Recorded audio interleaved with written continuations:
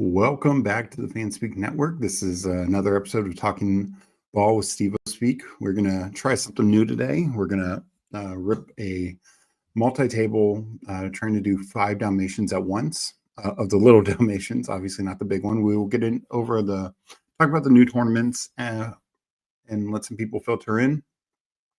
But then I will enter 5 tournaments at once.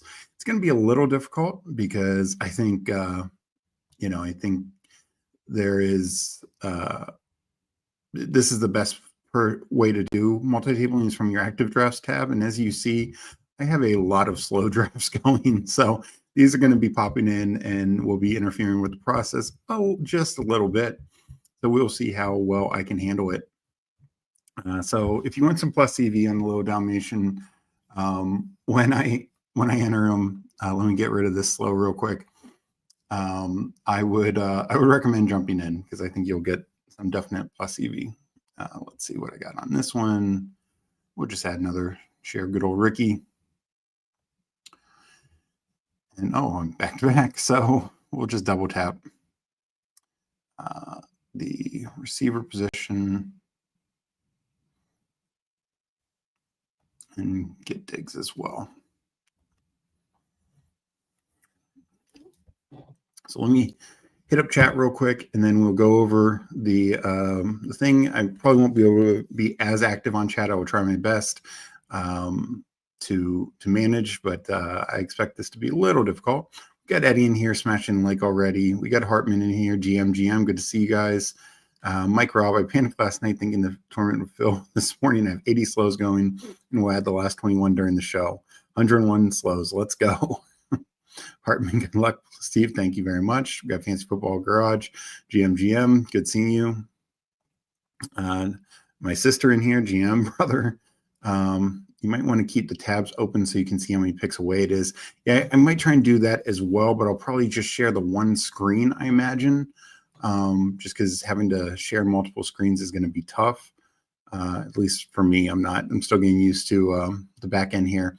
We got that in here. Running backs are king. No doubt. Let me create a couple extra tabs just so I am ready to go to try and pull some open. And let me get rid of this little board. Like I said, this is going to be fun. Let's see, we started here. Chris McCaffrey. I'll do AJ Brown. I mean, I generally prefer Lad, but I'll do AJ Brown here. One more little board slow to do. We'll just snap pick Devon Chain. And let me go over the tournaments real quick before we start. Underdog obviously released the Puppy 2 a couple days ago. Yesterday, they released first the Dalmatian, which is no question one of my favorite tournaments on Underdog during the regular season, especially. $101. So it is expensive, but it has, I think, one of the better ROIs and better chances of success. 3 entry max, 30K to first. But what I like is, of course, the 4 of 12.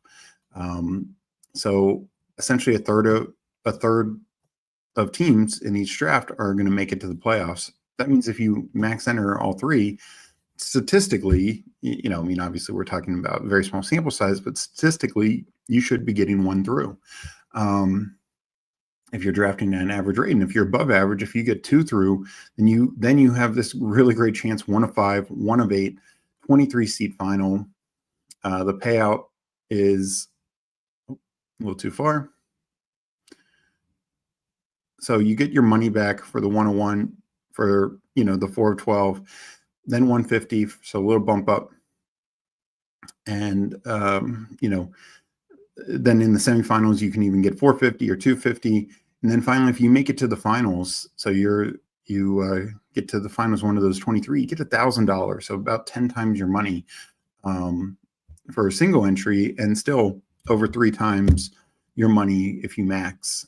So that's pretty good. And then, of course, top prize four people will get $10,000 or more, up to 30,000. So that's a pretty good thing if you can afford it. If it's in your budget. I understand, particularly doing all three, it might not be in everyone's budget. But this is a good, strong tournament. And a couple of years ago, we saw multiple like 3 of 12s, 4 of 12s in regular. Last year, I want to say the Dalmatian, and maybe they had like a $2,500 tournament or something like that. I can't even remember. Maybe that was the big dog last year, or the Mastiff. It may is called the Mastiff, or $1,000 tournament. I didn't do that one. The highest I did last year was the Dalmatian. That might have been 3 or 4 or 12 as well. But most tournaments, even the Chow Chow and the Bulldog, $50, $75 were 2 of 12. So this was about the one tournament that in regular was more than the normal 2 of 12, which is nice. And I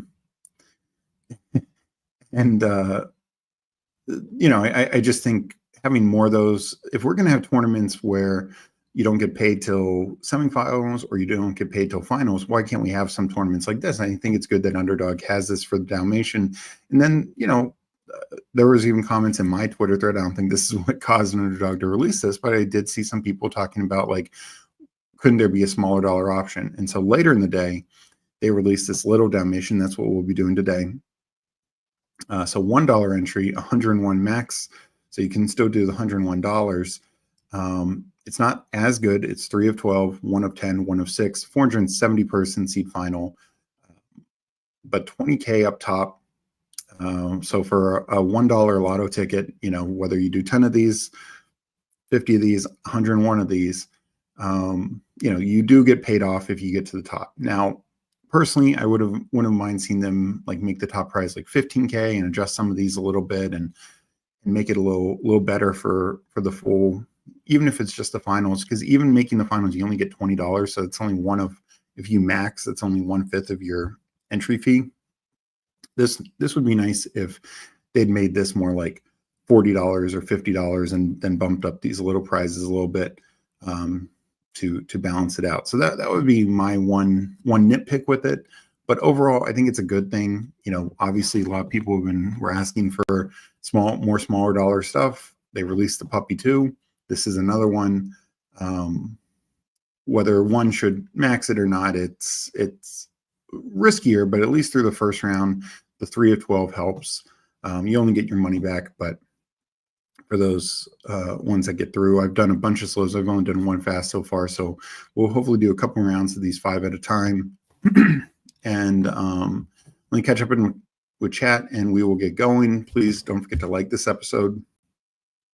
And of course, if you're watching on like YouTube, come over and like it. Meg definitely recommends doing the Underdog tabs, toggling from there. We'll see. I will try my best. Mike Robin here, Godspeed. Steve, way to keep your head up. And these streams are really amazing. Appreciate that, Mike. Thank you guys so much.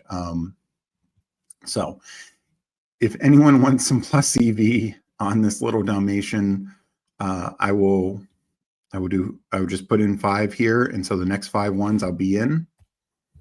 And let me just check my slows real quick okay, we are set.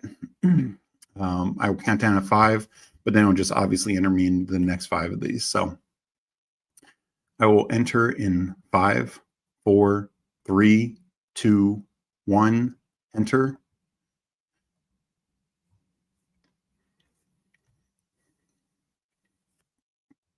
So we are off. First one starting shortly. And let's see, I get the 11th pick, so that's going to be interesting.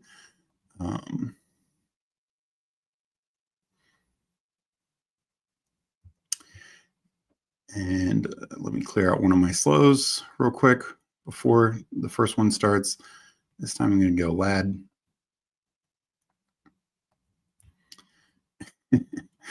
This is going to be very interesting. Thank you, Chad. Good luck with the mayhem here. Yeah, that's what we're expecting. I don't mind multi-tabling, but usually it's not when I'm streaming. During the Little Board 2, when that came out, I was doing 4 at a time, but those were 30-second clocks. And again, I wasn't streaming them. So this is going to get very, very interesting. Second one filled. I do the 101 there, so that will help. And Thad's in that one, I see. I won't be able to fully, again, go over everything. I'm just going to be making picks, making comments. I'll try and read comments as I can. So, oh, yeah. That's the second one. Okay, I need to wait for it to actually start.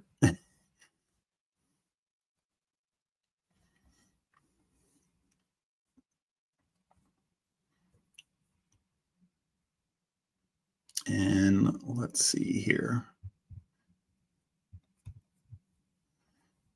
Have all 5 filled? Yes, it looks like all 5 have filled. So we will see how this goes. And if I get enough likes, I'll try and do another round of these. So I might have to change my process. If it's real bad and my mouse doesn't want to work.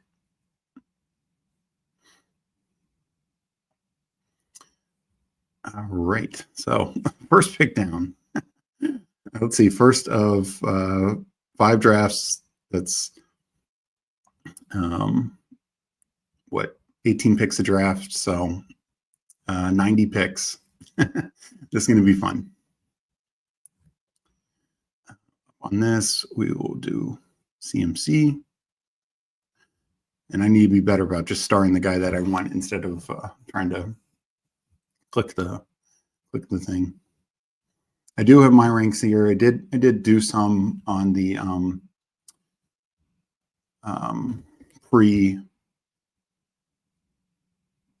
I'll do Bijan here on the preset my limits,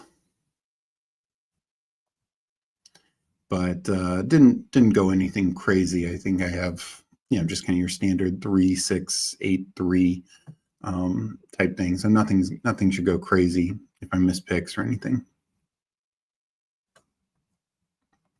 Let's see. All right, these are coming fast. All right, up on 2 at the same time. Took Lamb. We would take a share of neighbors here. All right, so we're kind of through the first round. Not too crazy. Yeah, I should queue. Definitely need to do the star method, 100%. You need to get a jersey with the number 1 on. Thank you very much, Thad. Appreciate that. And I'm back up again. We will go each in here. I think the biggest issue is when some of my other slows pop up into the active draft tab and screw me up a bit. But, you know, first round, and this is something I do want to get more exposure to some guys. Like I'm low on AJ Brown. I was under 4%. You know, I think when the oh my God, this is terrible. When the Puppy 2 launched, and I've taken him in a couple of Puppy 2s, taken him in some of these already. But I realize like this is not going to like totally shift my percentages. It's $1. That's, you know, 1 puppy is worth 5 of that, of course. But I think it's good to use this to change some build structures, get some more exposure. Will I be doing that during these 5 fast ones? That might be a little tougher, but we'll see. We'll try and get through it as much as possible. You know, oh, all right. 1 fast, 1 slow. We'll get another Bauer share. I don't have a ton of him. Let's see if I can get this slow done while we're going. We'll just go Puka.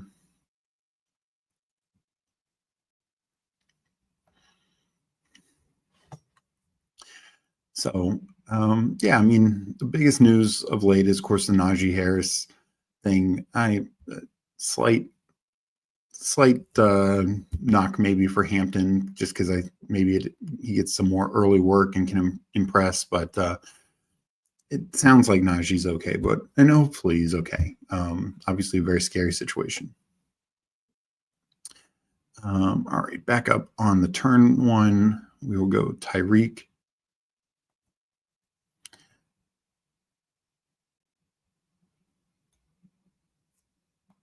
And we'll go Jacobs. Get running back and 2 receivers. If my mouse will let me, it will not.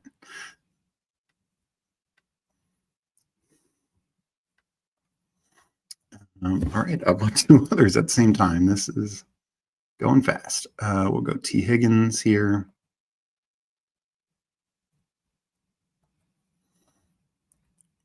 We are starring Devontae Adams. That was definitely no chance on that one.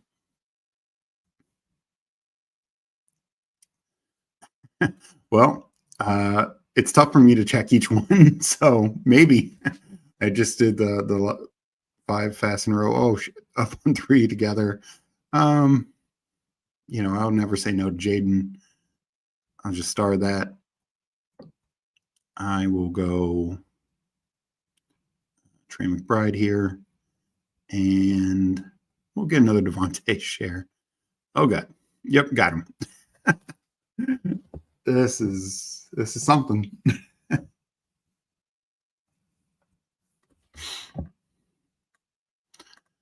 So,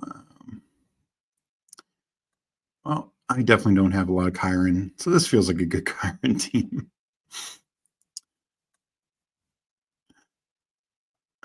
I'm on my phone doing a single puppy 2. They're just running. No way for me to see what the heck is going on. Yeah, that's definitely a lot, and I'm gonna do most of these slow. I will max this, and like I said, that it's 101 different lotto tickets for a shot at 20K. Some other good prizes. I do think you have to have a good finals finish to get a positive ROI, but I don't mind it for something like this. Let's get a bring back to CMC with DJ Moore, who I'm lower on at this ADP, but oh my God, I don't know why.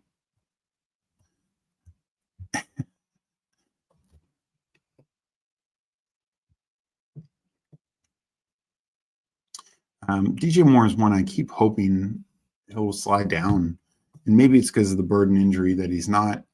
But I think there is some smoke there to the concerns of Moore being the number 1 or having a significant role, and some of it could depend on how healthy Burden and Loveland are, how effective they can be early.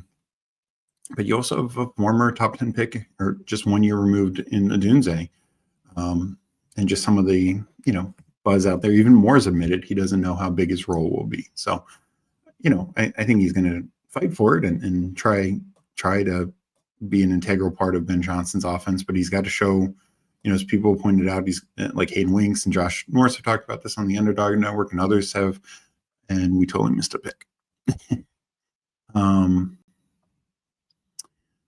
You got to, it did not tell me that I was up on anything, so I just need to stay on the screen.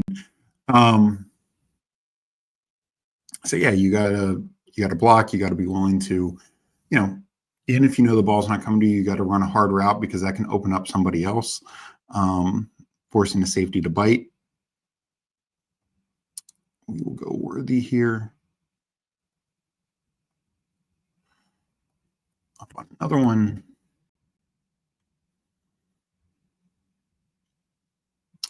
We'll go Cortland Sutton and George Pickens. All right, we will just let that go because I will take a fall on James Cook for sure.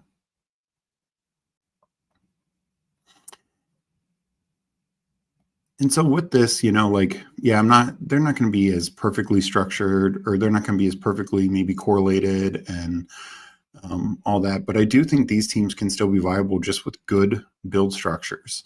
Will I get some run backs? Will I get some stacks? Of course. But it's not going to be my primary goal in every single draft, especially when I'm up on 3 at the same time like this. Let's go Chris Godwin. And Travis Hunter. No, Kamara.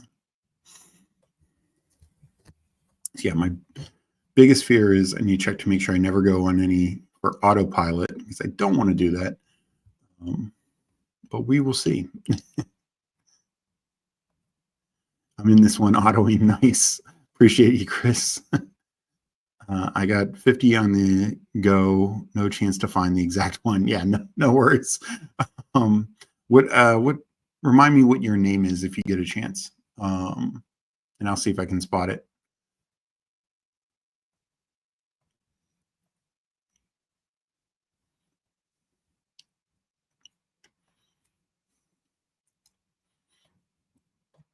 I got Paulino. What I've seen these Little Dalmatians been wild with the ones with a lot of autos. Yeah, no, I think a lot of people are autoing. I saw like Ryan Links mentioned that I think he autoed all 101. And I think most people who are autoing are probably putting in at least doing some tweak to the rankings or using somebody's rankings. And I have my rankings in. Excuse me. And if you do that, you'll get some decent builds. And that's what it boils down to. I mean, I don't mind slow drafts, even with so many of them. So I will generally be fine doing those slow, but I get that's not for everyone. And this is the problem is when I get 3 at once. Is this the, no, that's not the chase team. And this is, nope.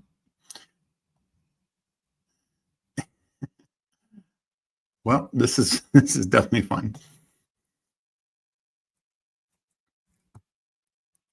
Lego my Nate. Okay, I will look for that if I can find it. My ranks are essentially ADP with scatter. I mean, how else would it be? I have the need to handcraft 100% of my teams. Can't auto or multi-tab. I love slow drafting. Yeah, and there you go. Appreciate you jumping in, AQ. Oh God, that was a bad time to. Did I go on any? No. Okay. That's my biggest thing is I don't want to go on any airplane mode, even if I do miss a pick or two.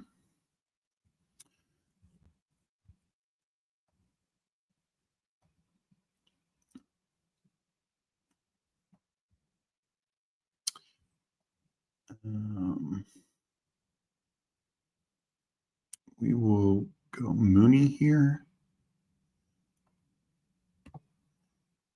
We'll go Diggs. We'll go, yeah, that's Mooney. And this is, oh, do we need a running back? Big time. So far, at least from a build structure, players I like standpoint, we're hitting those pretty well. Definitely missed a few picks. Definitely, probably not getting the best value. It's taking over the world, and Steve's big fear is I'm picking Byron Tracy and Anthony. Absolutely, I mean that is the epitome of AI taking over. Eddie, how's it going, my man? Oh, on another one. Let's do Diggs. We're going to have a lot of Diggs in this, apparently. But I love Diggs. I think he is very, very strong. Upside, very little competition at wide receiver, especially early in the season. I think Kyle Williams could take a bigger role later. But even if, whether it's Matt Collins, Mario Douglas, Polk, Butte, whoever it is, I just don't see them having a big role, even if they're out there starting early in the year. I don't think they're going to go out there and earn 10 targets a game. So, yeah, I'm going to be continuously bullish on Diggs, especially as his ADP is in this mid-range, 70s. Let's see. I do need to start getting quarterbacks at some point. That is definitely, we will just take Justin Fields.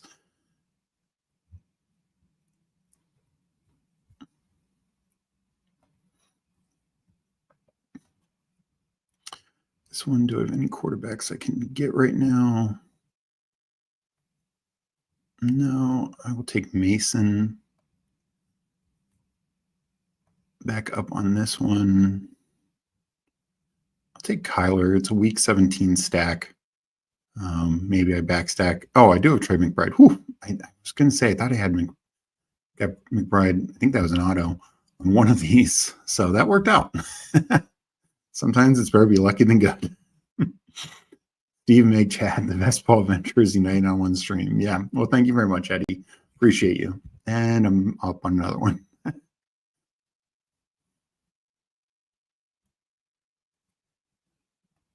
We'll do Mark Andrews in that one.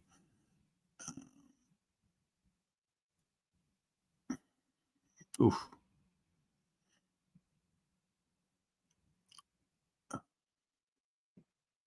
We'll take Hawkinson. Mix it up a little bit. Don't always want it to be pure off the top of my rankings because then you get a lot of similar teams. So, if I'm missing a pick or two, want a little diversity there. Bo Nix, I have Sutton here. So this is the one with Jaden. We will get a share Cam Scattaboo. Just got Bo Nix. Do another Hawkinson. That's past ADP considerably, about 10 spots. It looks like we'll do another Justin Fields team, unless I have a bear. No. Yeah, we'll do Justin Fields there.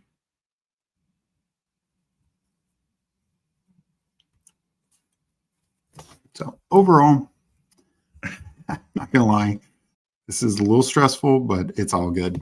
I'm actually feeling not too bad about this. Diggs look good running routes with May and company, more in on him than Ayuk for me. Yeah, absolutely. I mean, Ayuk compared to all these other guys, whether it's Rice, whether it's Shaheed, Godwin apparently hasn't done too much, but I think he's well ahead of Ayuk and Diggs for sure as well. So yeah, I'm kind of not worried about any of those other guys. I know Godwin maybe slightly, but I also wonder if some of that is they have the luxury, let's see here. This is less than ideal. Only 2 receivers so far. We just need receivers in this one. So we're going to try and double tap that position here.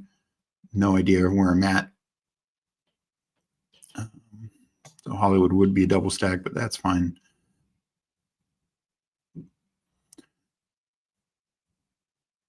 Do I have a bear? Yes, I do. So we will take Caleb over Cam. And we'll just go Hollywood there.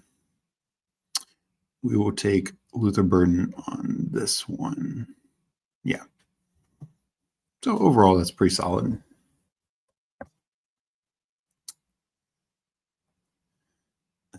You're managing well. I'm also multi-tabling these. Just 3, though. Are you in any of these, Hartman? I mean, it's so hard for me to check.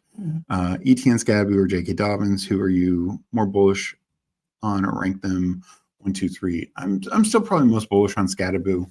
I'd say ETN then Dobbins, but to answer your overall question, I like all of them. I'm going to be over the field on all of them.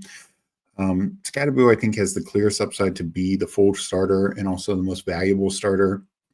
He runs routes and honestly catches for as good as Tracy as a receiver. Scattaboo is probably better. Scattaboo is much better at touchdowns, and so just could have much more total volume. I think Tracy has a usage or a workload. I'll take Mims here. I know he's falling, but I don't. I want a little bit of him. And I know there's some positive stuff on him. He's an explosive guy. Even if he is more like the 3, maybe he does earn some more work this year. Not my favorite guy, but this is where I'll take a few more shots. Drake May. Is this one of the Diggs teams? Yep. We'll go there. Trevor Lawrence. Yikes. We'll just go Kyle Williams on that. I'm up on a lot. I can't judge. We'll do another Hollywood. And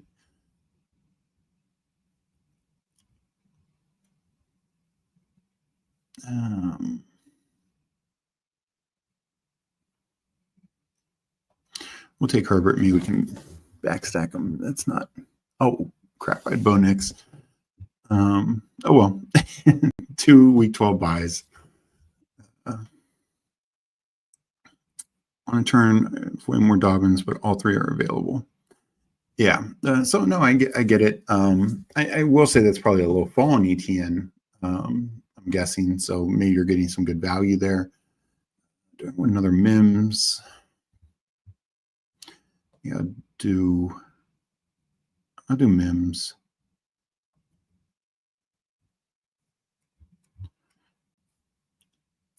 I'll be up again very shortly in this one. Do either Kincaid or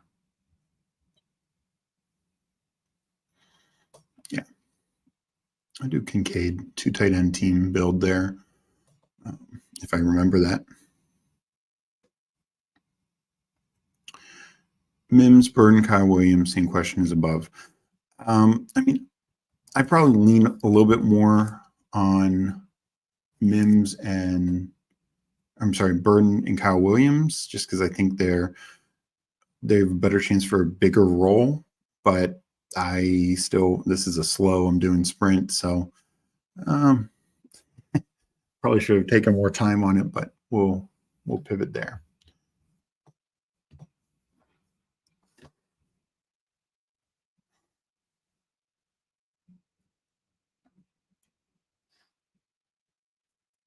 And yeah, finding my quarterbacks is going to be tough. We'll do Penix there.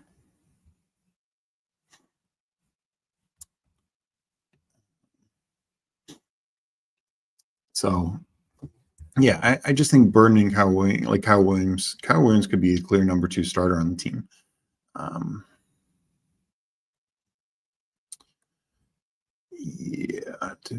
I do have Hawkinson. Let's just get the 3rd quarterback out of the way early. It's obviously it's obviously early to take all 3, but okay, we'll just have to wait. I don't know what is up with my mouse and Underdog's new UI. This is a puppy super flex. Last pick in it.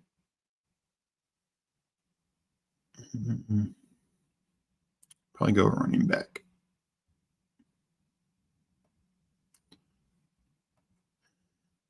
Let's pivot back here. Oh, quarterback is totally dead. So we will take Geno with Jaden.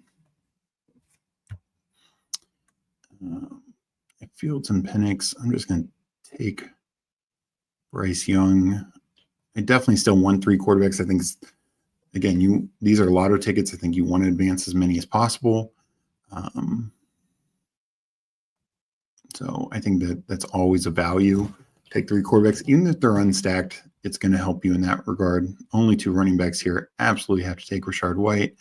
I'm going to take Roshan Johnson. This could use tight end. We'll go Ertz since I have Jaden here. We will go Pierce. Here is absolutely wild. Hollywood Fall I will take. And this Tucker Craft be done at 2 tight ends. Let me finish up this super flex. Take my guy Kyle Monangai.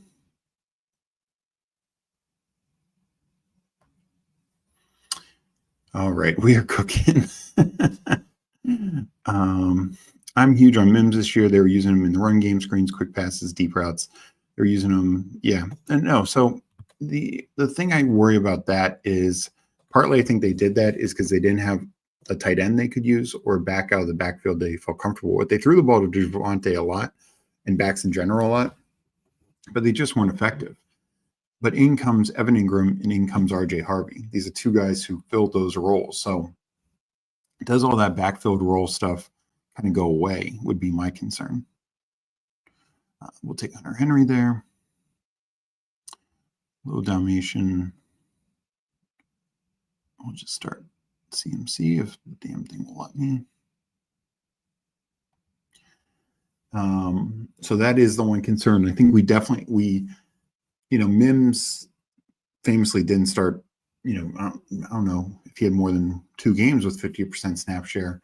I think he's going to need more this year. He's definitely going to need more. So, I'm sure there's still going to be some of those types of plays. And he's absolutely good deep threat, and probably the best deep threat on the team.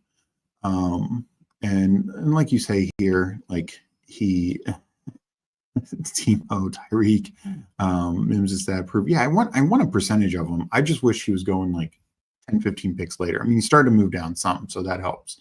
But I feel like he should be going in the 130s. Just kind of the way I look at it.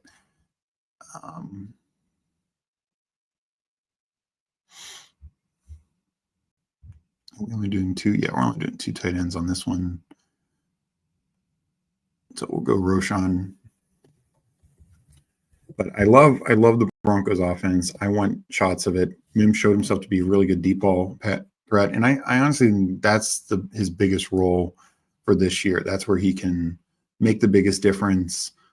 We've done a lot of Roshan. Let's do Rico. I'll just get a third quarterback. This is, I'll do Aaron Rodgers here. Where are we going? I'm only doing 2 tight ends. I'll go Gesicki.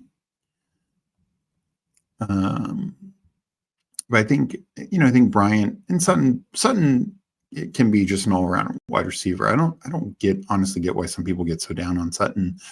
He's actually one of the best red zone receivers in the league, I feel like. Just tremendous body control, both, last year, the year before. He catches some just ridiculous touchdowns every single season. But I think Mims could be their true electric deep threat guy. That's how I would deploy him if I was them. We'll take another Rodgers since I already have week 8 there. And, John who's falling, that's fun. And let's go Palmer.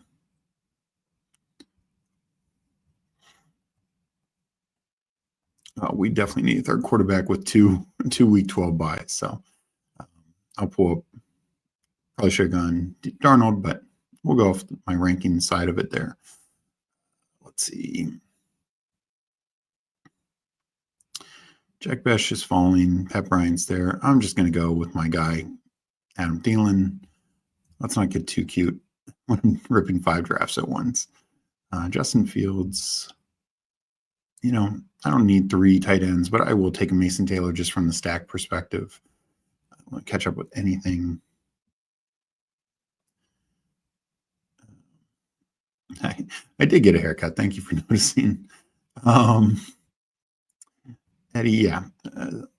So no, he's absolutely faster. He's their incredible speed guy.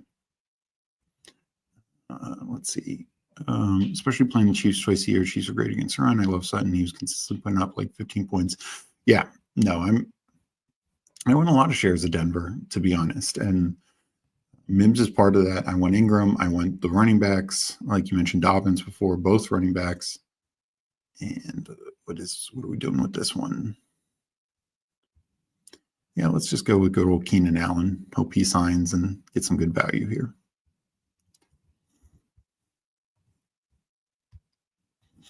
But I'm high on Sutton. I know there's some thought of contract and he could get traded. I mean, this is a team who they won 11 games last year. Like, are they really there? They should be way better this year. I just don't see them being in the trading guys away.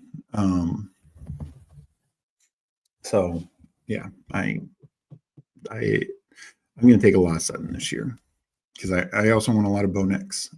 I think he showed quite a bit as a rookie. You get a Mark Davis haircut.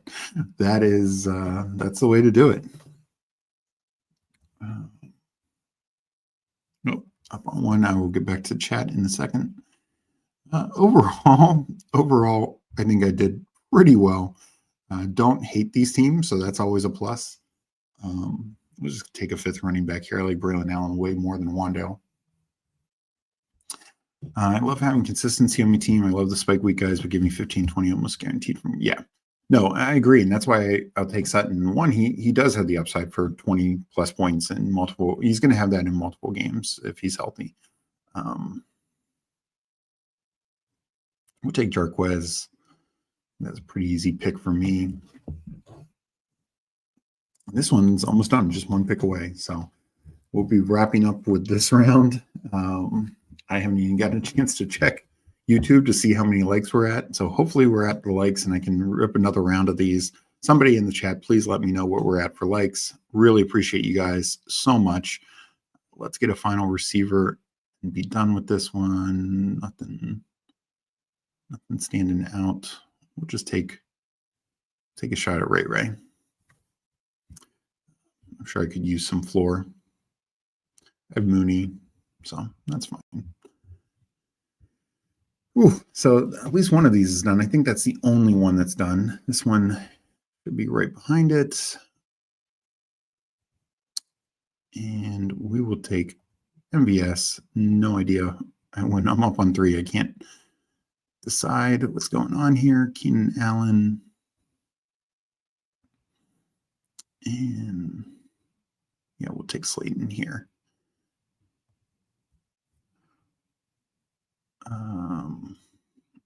Let's take a running back. I'll take Lloyd. I'll handcuff in this one.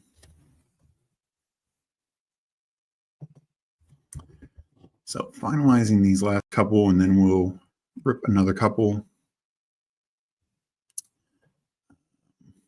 21 likes. Let's get them going, people. I agree. Come on. If you're on YouTube, just come over. Or I'm sorry, if you're on Twitter, just come over, jump in YouTube, hit the like button. We really appreciate it. It really helps out a lot. Thank you guys for letting me know. Take a button away. You can get those extra likes. 23. Need a couple more. 24. We're almost there.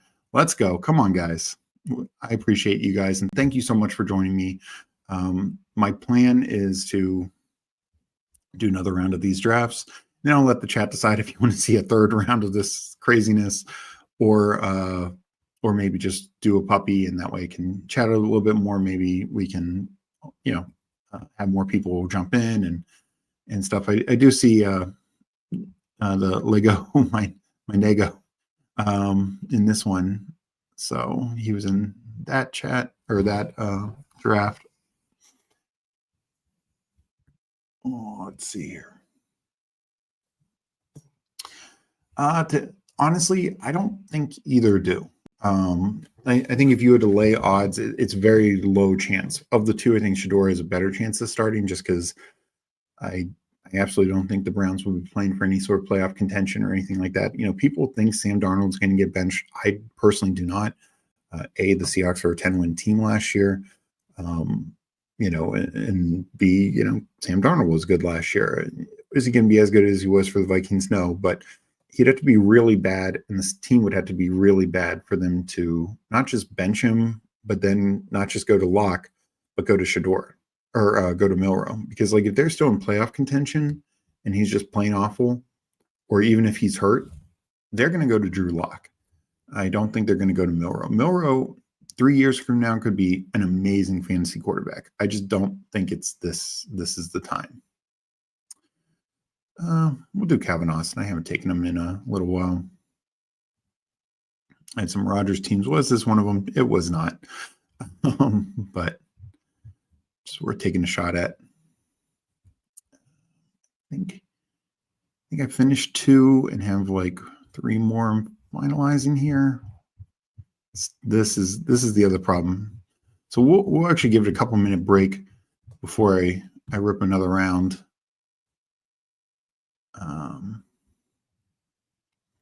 People are saying Cousins to the Browns. Yeah, imagine that quarterback room. That would be something. I mean, I think Flacco and Cousins would be a pretty good quarterback room, but yeah, I mean, there's been some talk that the Browns could keep all 4 of these quarterbacks, and that's the other thing working against Shador is if they keep Pickett, then that means they probably want him to.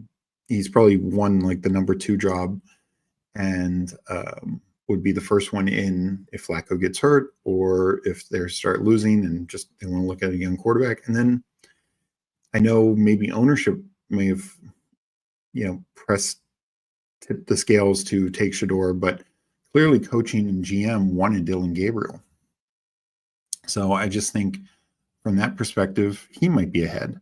For me, it's tough to assume that we'll go Juwan Johnson here. I'm sure my build is great enough. So yeah, I think Shador is probably a little bit more likely just because he's probably a little bit more ready to be an NFL quarterback. He has some decent accuracy and moxie and all that. 10 seconds left. Hawk Janu.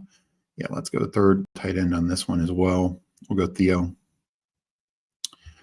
So I think through 4, maybe there's one left.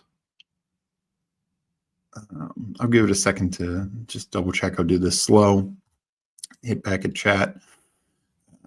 Let's see on this one, Malik Neighbors. We'll take an AJ Brown again. Definitely need to get my exposure up on him in other tournaments as well, but I'll take maybe a few more stabs in this $1.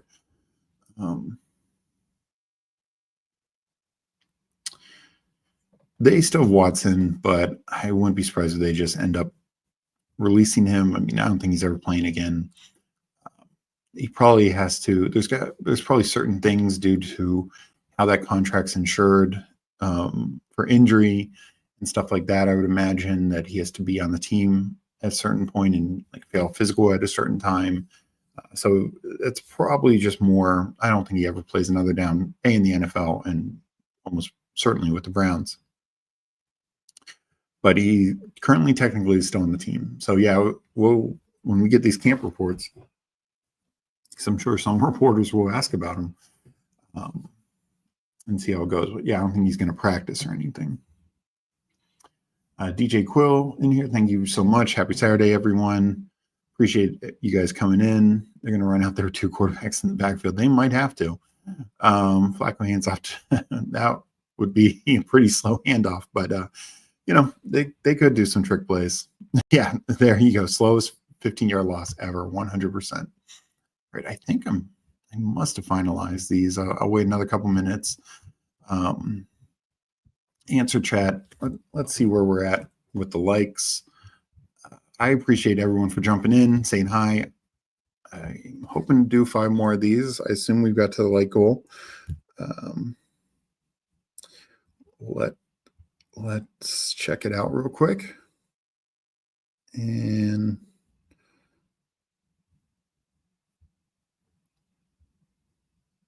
I think I just saw we're at 27 likes is what I see.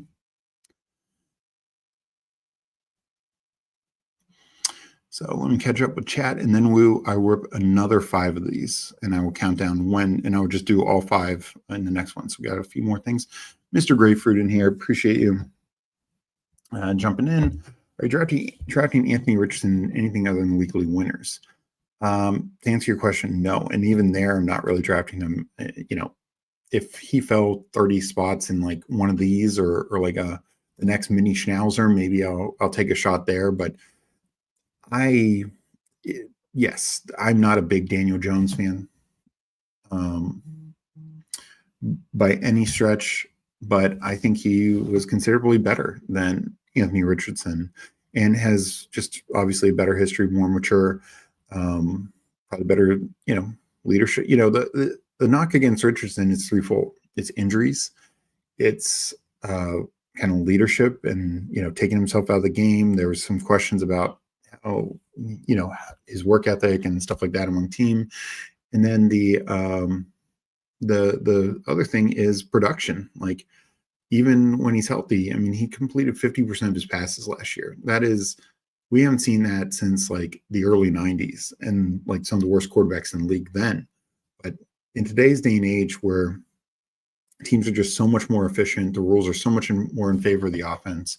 To complete only 50% of your passes is not good. So yeah, I think in some major falls, I think you consider it. Thank you for the likes, appreciate it. But I took him some in pre-draft, but especially with this injury now, it just feels like there's real odds because in pre-draft and stuff, I thought this could be another 50-50 situation, almost like Russ, Dart, Flacco, and whoever the Browns' other quarterback will be. But this is feeling more and more like Dan Jones could just have the full slate. And yeah, and that's the thing. Like he's got major injury issues, a lot coming out of retirement. Yeah. So yeah, I get that it's tempting. I would only do it if I loved my first two quarterbacks, felt just so strong, feel like I'm getting major value, and if I have a stack, great. But so I'd need a lot of positive reasons to do it. Let me catch up on this slow marathon, and then I'll rip into 5 more drafts. Thank you guys so much for being in here. I'll try and keep up with chat as much as possible as I'm doing these drafts. As you saw, overall, I think it went pretty well, but it is not easy by any stretch. Let's see. This is a marathon. Josh Allen. Ooh, this is tempting. Keon Coleman, or do I have 2 Bengals, 2 Tampa Bay? I'm going to just get my stack here. Get to my second quarterback because a marathon, remember, total points matters so much. So having 2 quarterbacks I really feel good on. Probably will take a third in most marathon builds. But we will go and start this up in a second. Let me get a drink first, since that was pretty interesting doing 5 at once. All right. So if anyone wants, I'm going to enter the next 5 of these drafts. I'll count that down, but there'll be 5 back-to-back. So there'll be no,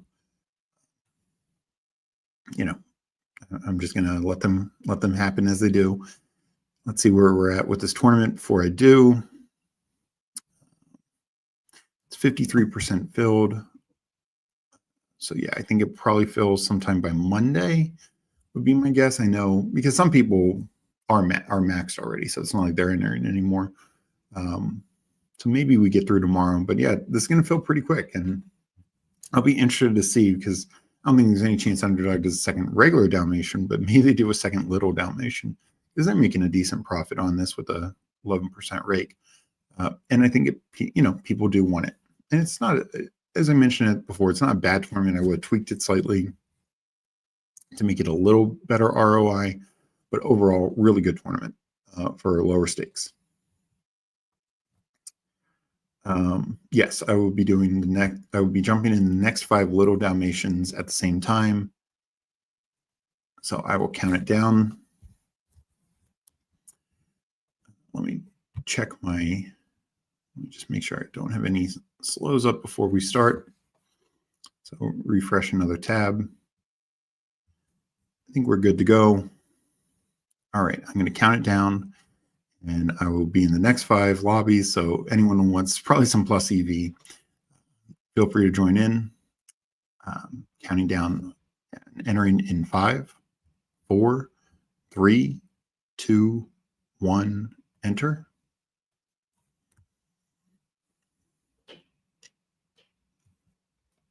All right, these are going to fill up. Already some are filled. And I will refresh just to make sure we're all good to go. And we will see as they come active. So feel free to, I'll try and answer chat as much as I can. Got the 101 in one of these, so that's nice. Since I have a second. Oh, it looks like Eddie got in this one. Another Chris Chris Nago or whatever. And I recognize a couple of the other names. So we got a few people in here. Anyone in chat, feel free to say hi, but I understand you guys are probably doing the same sort of thing. DJ, I always forget. Well, maybe you weren't in this one. What's your name, DJ? Is it Quill or something like that, right? Sorry, my focus is a little off. But I'm sure, yeah, you'd probably got in at least one of these. All right.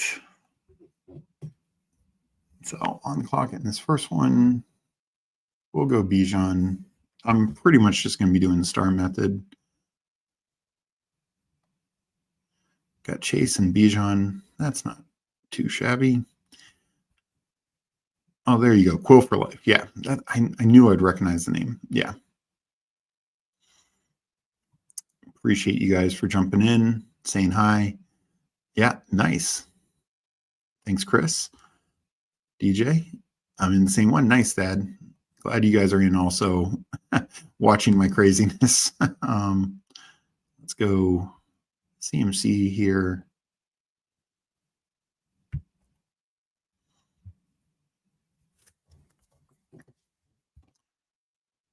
All right, up on 3 at once. Always fun. Puka. And I'm pretty good on both Neighbors and Nico. I know I'll just go Neighbors. So I think that's all my first rounds of this batch.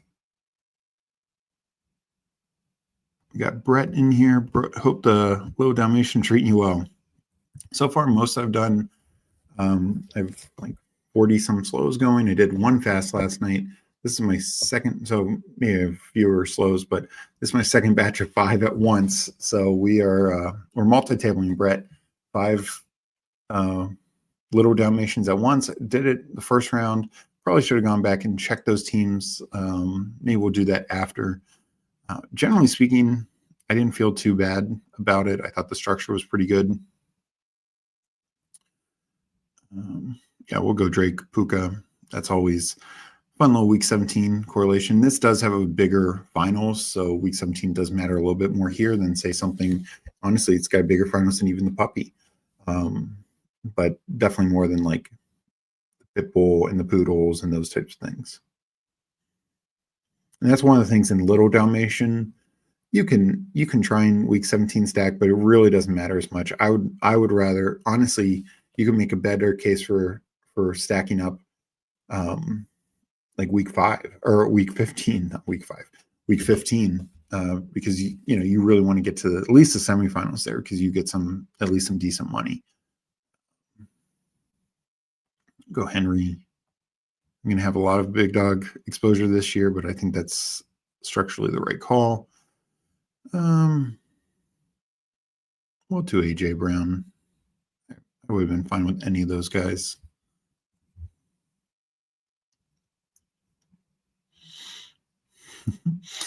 Didn't expect you to join on all 5. That is a lot. So good luck to you, Eddie. We'll go double running back here. Bijan JT. I definitely have a few of these types of lineups.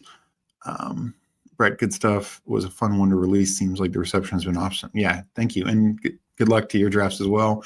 Appreciate it. No, the reception I think has been pretty good. Like I said, this is going to fill very quickly. They didn't even announce it on Twitter, and we'll just get the full week 17 stack for this one. We'll get my guy Devontae Adams.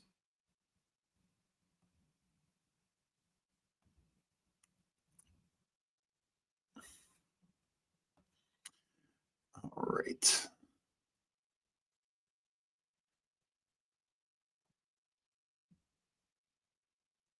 But no, it's going to be McBride, and that's what I want. But if for some reason that doesn't work, I'll take Adams. Yeah. So I'll get back to chat, hopefully in a second. I'm getting a lot of elite quarterbacks here. I don't know if I want to double tap Adams, as much as I love, it's hard for me to pass up Adams there. I might just go elite quarterback just so I get at least some exposure to it in this.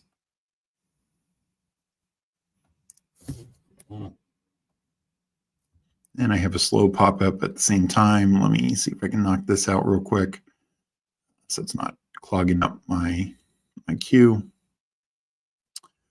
We'll go JT.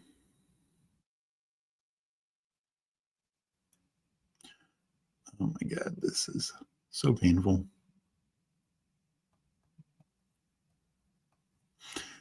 We'll get back to that in a second. Henry, Neighbors, we'll go Lamar.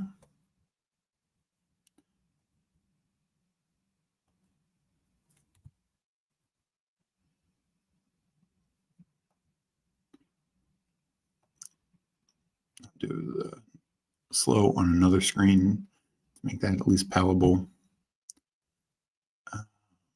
Which one is this? You know what? This could be a 0 RB build. We'll go Jaden.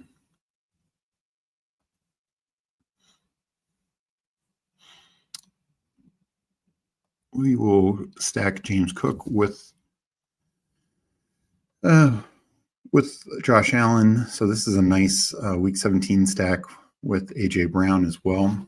And I hopefully have a second to get back to chat.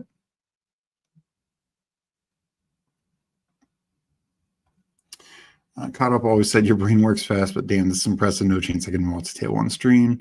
Oh, having fun. Glad you're having fun. That's the most important thing, Eddie. Appreciate that. I won't be in them. I'm the draft games for. Oh, nice. Appreciate that, Brett.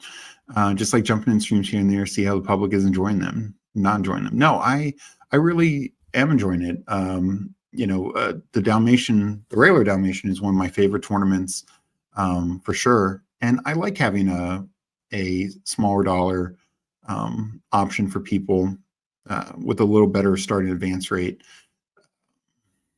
And like I said, even if you're totally maxing, it's like 101 lotto tickets for 20K. So it's really fun. Thank you for jumping in and getting some feedback. I appreciate that. And yeah, really enjoying it. It does sound like Steve, my fingers hurt. No, it does sound like this is going to fill in the next 2 days. Probably by Monday is my guess.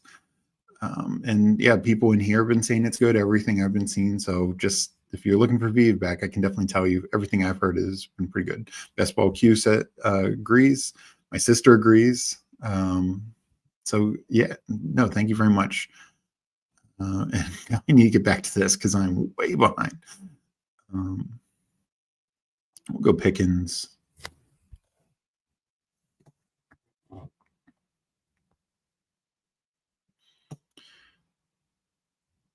So, and I really appreciate Underdog. Like, obviously people have been calling for more different types of tournaments. Dalmatian is one of my favorite every year. But also the smaller dollar ones, because everyone, once shots at this enjoys playing Underdog. It's definitely I love all the different formats and everything. I'm the type Brett, if you're still here, I play Marathon Sprint, weekly winners, Eliminator. Oh my gosh, this part, my mouse is not working well. No, don't worry about distracting me. I honestly appreciate talking, and it helps the other people in this draft get a little better EV, so it helps my listeners. Yeah, I haven't done any of my regular Dalmatians yet. Probably do at least 2 of those slow. We'll do RJ Harvey here. Let's get Chris Godwin. I always think Bucks offense, even with the Tristan Wirfs thing, I'm not too worried. Oh, it is Lamar. So we'll do Zay. Full Baltimore stack up in this one. Especially already getting Kittle. I won't feel the need to grab Andrews. Maybe I'll do Likely later just to balance some things out. I already have a ton of Lamar Andrews.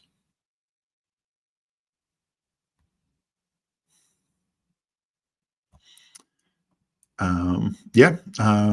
Right now, I'm not sure what that list is, Eddie. So yeah, it's a very short list. So far, I've not entered the corgi yet. I probably will. I'll probably just do that slow. Let's use Wednesday share. Where's Mike Rob? Yeah, Mike will appreciate that. He knocks me on not taking a lot of Zay, and it's true, I don't. But with Lamar, that's when I will take him around his ADP. Other than that, I kind of need him to fall. Just tough for me to see him paying off his current ADP. So Caleb, and we'll just double tap running back here, balance this build out some.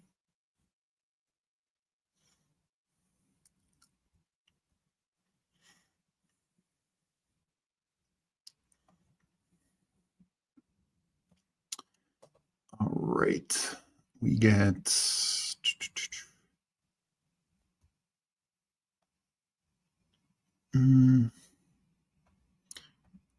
I'll do Shakir. Oh boy, up on a lot. Tony Pollard in that one, and we'll hit Ricky on this one.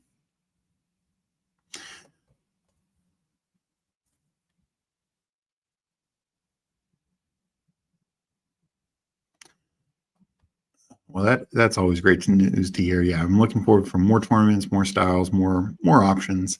Let's go Matthew Golden here. Do you do slow draft? Do you think slow drafts are plus EV? I've only done a few, but considering more in these time box contests. I think they can be in multiple ways. One, especially in a contest that is at the end, when a contest is going to fill in just well, let me catch up on these 3 picks, and then we will answer that question. We'll do TJ Hawk here.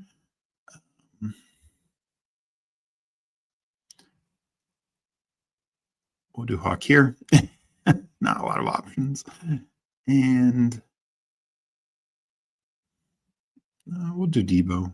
Oh, wrong one. Debo. So like at the end, as the tournament's about to fill in, and I would keep in mind, like, they will take away slow first. So like when a tournament's like 98, 99% filled, typically the slow draft option goes away. But let's say this puppy, when it's about 95% filled, you enter like 20 or 10 or 5, even, whatever it is. Those will go on the next couple of weeks. So you're going to have a very different build than most of the puppies that were out there.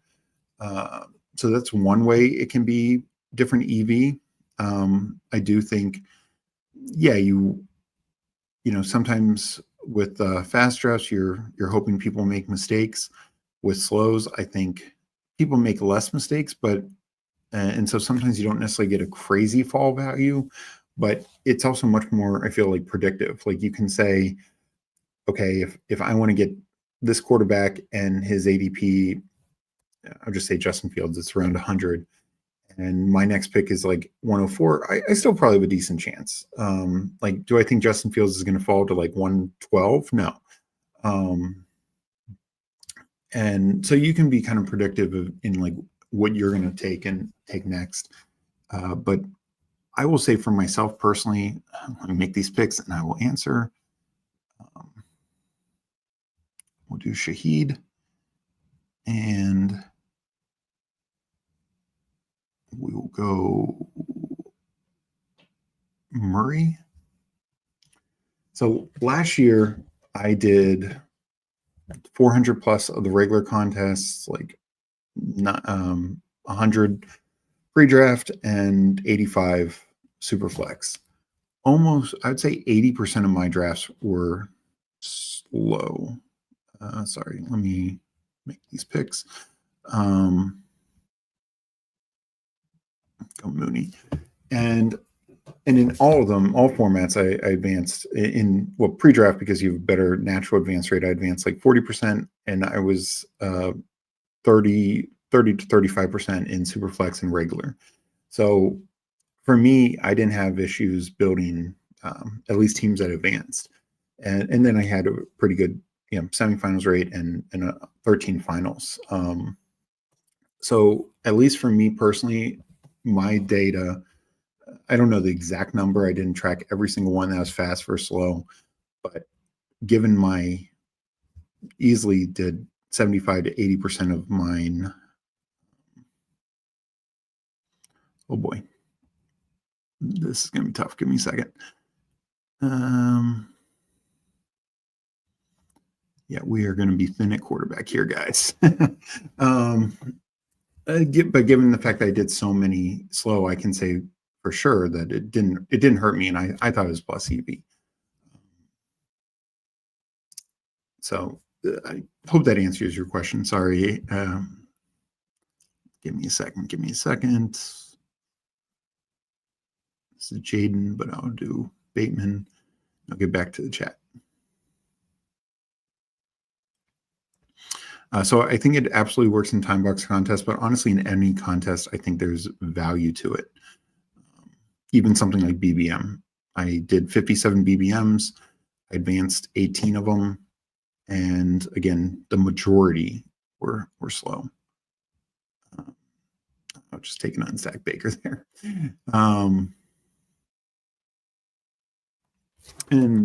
So yeah, Eddie, getting back to chat, grabbing people I don't normally get. And I think that's the way to go. Do you stack for correlation in single entry contests? I don't. So do I want to stack the player, quarterback and stuff like that? Yeah, but I care much less about. We'll go Goddard. I care much less about like week 17 or even any playoff correlation. I want to have the best possible builds. And for me, that's going to matter more, especially like some of these single entries like the Greyhound, which is, not filled yet, but hopefully will fill soon. And that was one of my finals teams last year. And I don't recall if I had a week 17 correlation, to be honest right now. But my issue for I did okay in it. We will take just Trevor Lawrence, not Trevor Lawrence. We'll take Justin Herbert. My issue was just I had injuries. Like I want to say I had Connor in that. I had maybe Chuba Hubbard in that. So I just didn't have enough juice to really go far. Sorry, these are coming fast and furious right now. I need a quarterback. Love. Golden, yeah.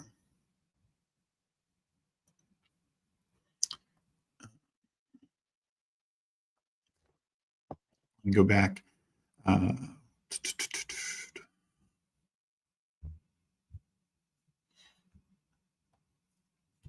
go Ferguson.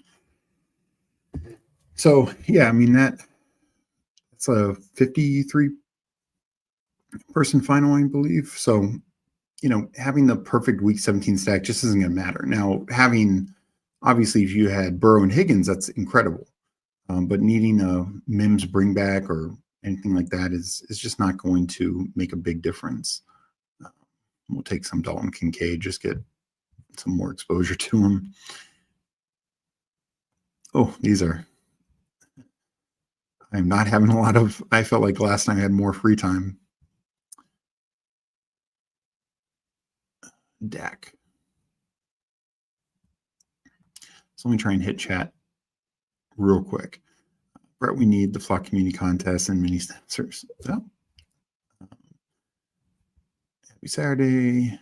Jumped. Yeah, that is. Yeah, I should label all 10 after these. I absolutely will, because this will be interesting if any of these make finals. Definitely don't think my EV is great on this, but I think generally strong builds will help, and having the better advance rating through the first round, I think is good. Let me see if I can go back to chat real quick. Okay, nothing new, but yeah. So look, stacking, all these things, stacking has advantage. Week 17 has advantage. Overall playoff stacking, but those are much smaller. Just general stacking is the primary thing. And there, again, where I will also say I want, all right, sorry, a couple drafts came up. We will take, oof, I need receiver, and there's nobody. So we're just going to take Michael Penix. I need to check on this one. We will just take Trevor Lawrence because I am hurting right now. I just need a receiver. I will pull up my guy, Adam Thielen. I don't care.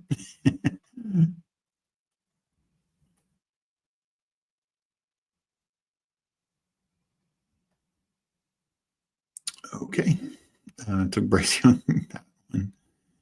This is not going as well as I hoped as the first round, that's for sure. But the other thing I was going to say is the total team correlation, particularly if we're talking about a good offense, and whether it's a rushing quarterback offense or not.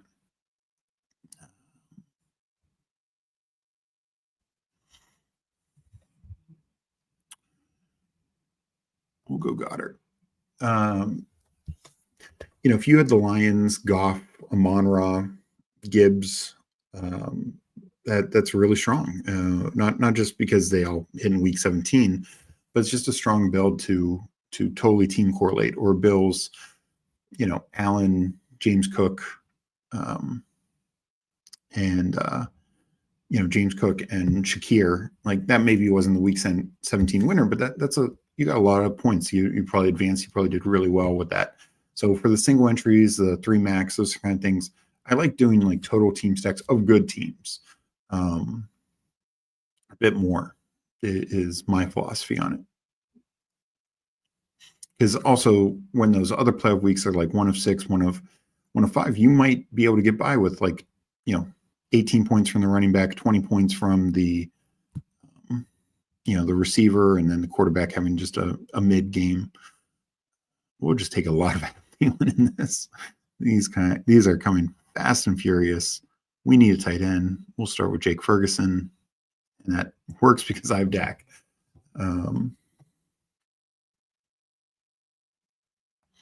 No, I don't blame you, Eddie. I'm not. Good luck. You can type after. This is tough.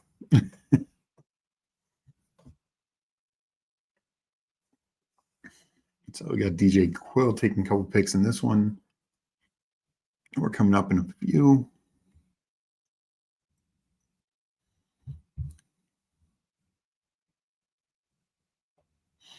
Take Isaiah Likely.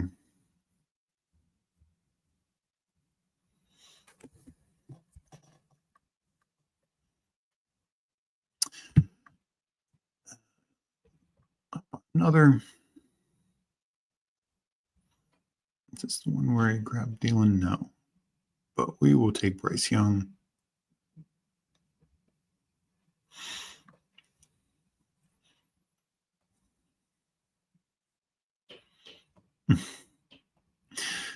Yeah, no. Well, I appreciate you jumping in these, Eddie, and I appreciate everyone for jumping in chat, talking ball. I know it's not been maybe as smooth, so let me know. I'd like to do a third, either a third set or a third draft. I will let chat decide on that. We're gonna just take some Braylon Allen. Oh boy, I'm up on 4 at the same time. This is going to be a challenge. We'll go Thielen. We will go Rico. And we will go tight end. Who do I have? Bride. We'll go Gesicki. Well, that was fun. Yes, it is fun. So I'm glad you're enjoying it. And again, and thank you so much, Brett, for jumping in, getting people's feedback. I think that's great. Underdog does that, and appreciates their customers.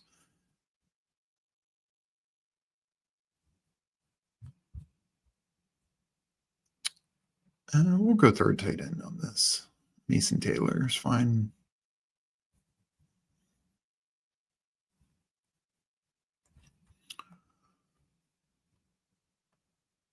Yeah, I might do just a regular puppy too.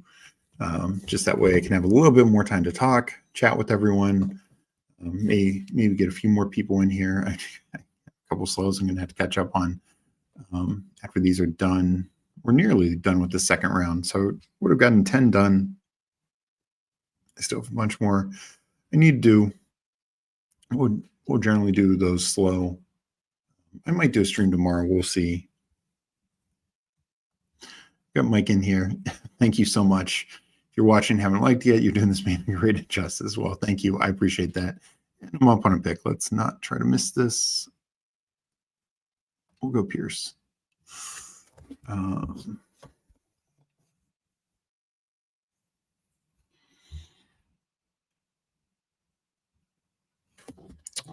right.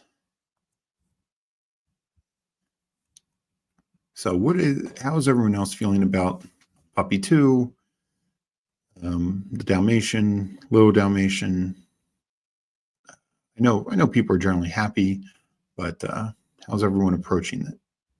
Any major thoughts, or like I saw some people talking about today with so much new stuff coming out, the BBM streets are maybe a little cleaner right now. Less people are doing that, which is fair. It's a fair take. That might be less badges, less people not as focused.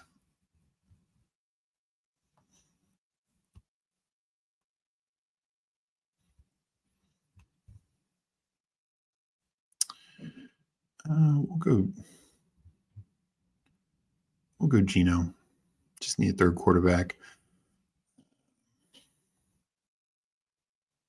This will take Daniel Jones. Wrapping up this group of 5. My guy Darius Slayton, always an option for me. I'm back to back here.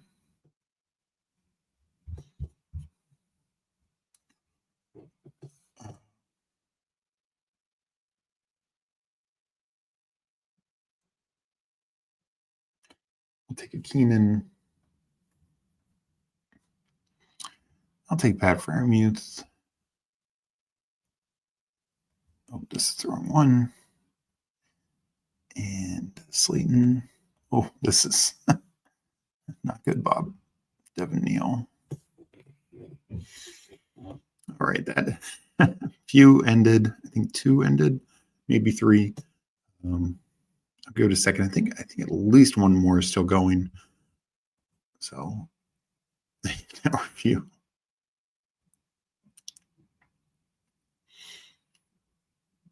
We got Losimo in here. GM. Good seeing you, Losimo. Maxing all 5 and below. Yeah. No, I think I haven't maxed a puppy. Oh, I take that back. I maxed the Superflex puppy. I did like 115, 120 of the first one. Not sure what I'll get on the second one. Because I'm assuming there's going to be a couple more. We'll go Rashard Smith here. But I'm pretty much going to max anything. I did the Chihuahua, but these 25, 20 max or under type contest. The puppies are very lottery themselves. There's some pros and cons to it, and I think it's a good tournament to have. But like the German Shepherd at the same price point is a better ROI tournament, is the way I look at it. Obviously, you don't have the 6-figure upside, and 10K is the max prize, but you double your money for making playoffs. If you get one team to finals, you get the 100 that covers the max. Just much better advance rate. So, but I see, so to me, it all depends on your budget. I would want some of each, and it just should be a different way to approach it. And review all 5 teams. Definitely probably won't be doing that. All right, this might be the last one. that we're up on, but still a couple picks away. Tight end. We need a third one. We'll go take my first Waller share. No, I'm going to take Dalton Schultz. Okay, this one's about done. I think this is the McBride team. Yeah. So we are going to tack on, I think, another running back here. Let's go Ollie Gordon.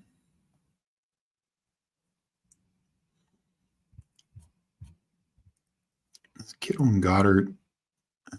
So don't need to go Fryermuth. We'll go Devin Neal. No, we'll go Blake Corum. Don't have a ton of him. And up on another. I thought it was.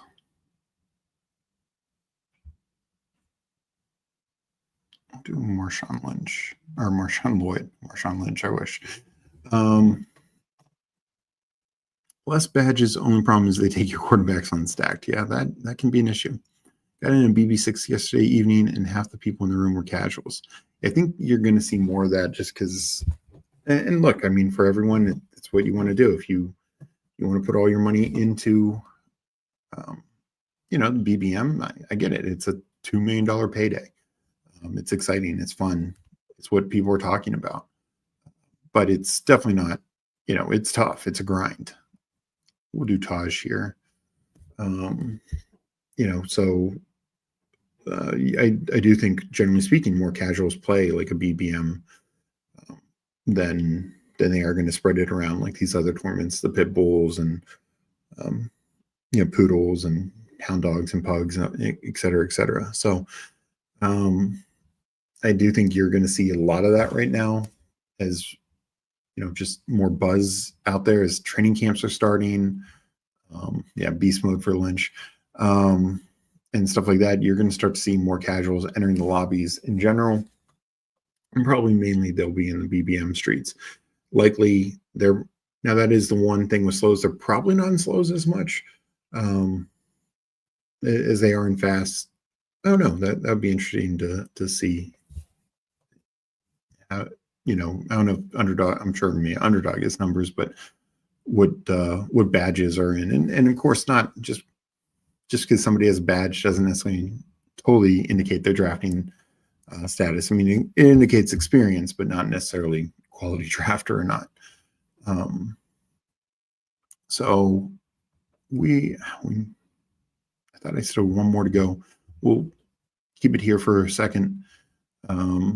I will go label these teams real quick because I do want to just kind of make sure I am tracking which ones I did in this dual fast stream. And if people want, I will enter a puppy 2 to get another draft in. So did I finish all these? This is the downside of all these actives.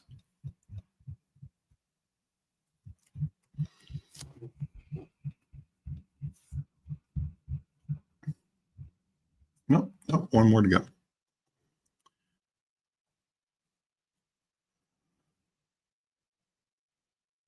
We'll go Jalen Coker.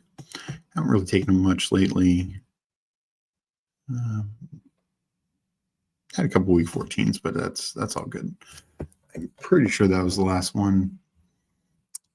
I will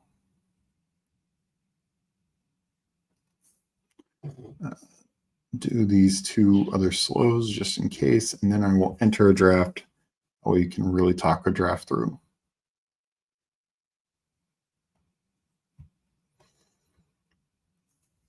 Puppy or Superflex. So let me know if you guys let me hit up chat real quick. Paulino, impressive manage all 5. I had to be concentrating just one. Be on the clock, yeah. I have a team with Tua. I'm starting QB and RG running back. Yeah, no, these multi-tabling is very tough, especially when you're on stream. And I was trying to do as good a job as possible with chat. I know it wasn't perfect, but I appreciate everyone for all the questions and all the support. We'll do a Cooper Cup. one here. All right, let me go to my completed. I do want to just label these ones pretty quickly. So these Little Dalmatians, it is starting this one.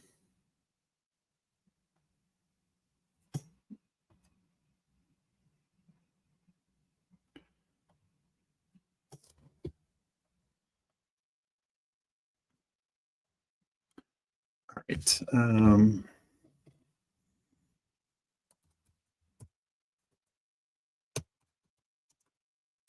Table 1, 7, 12.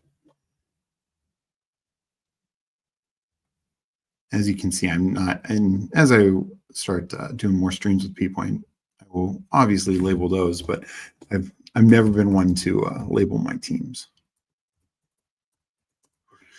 2, 7,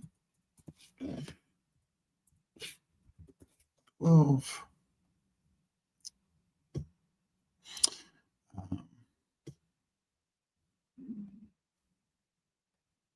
So just give me a second to finish writing these. I'll hit up chat, and then we will do a fast 20-second puppy 2.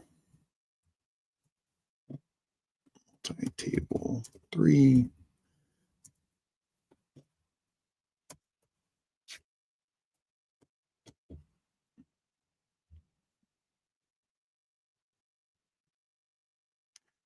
So feel free to drop in any questions in chat as I finalize these.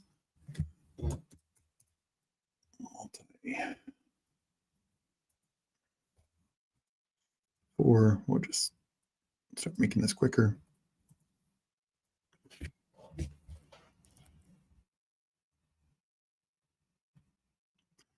And bear with me for 1 second. Multi 5.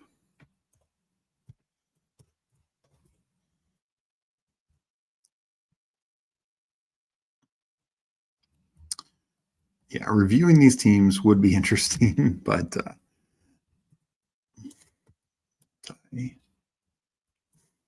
6, 7, 12. I'm sure there are a lot of little mistakes made or things I just could have done better. But generally speaking, I missed a handful of picks, but because I had rankings in there and limits, I don't think it hurt me too bad. And I was relatively happy with what I saw. Multi 7.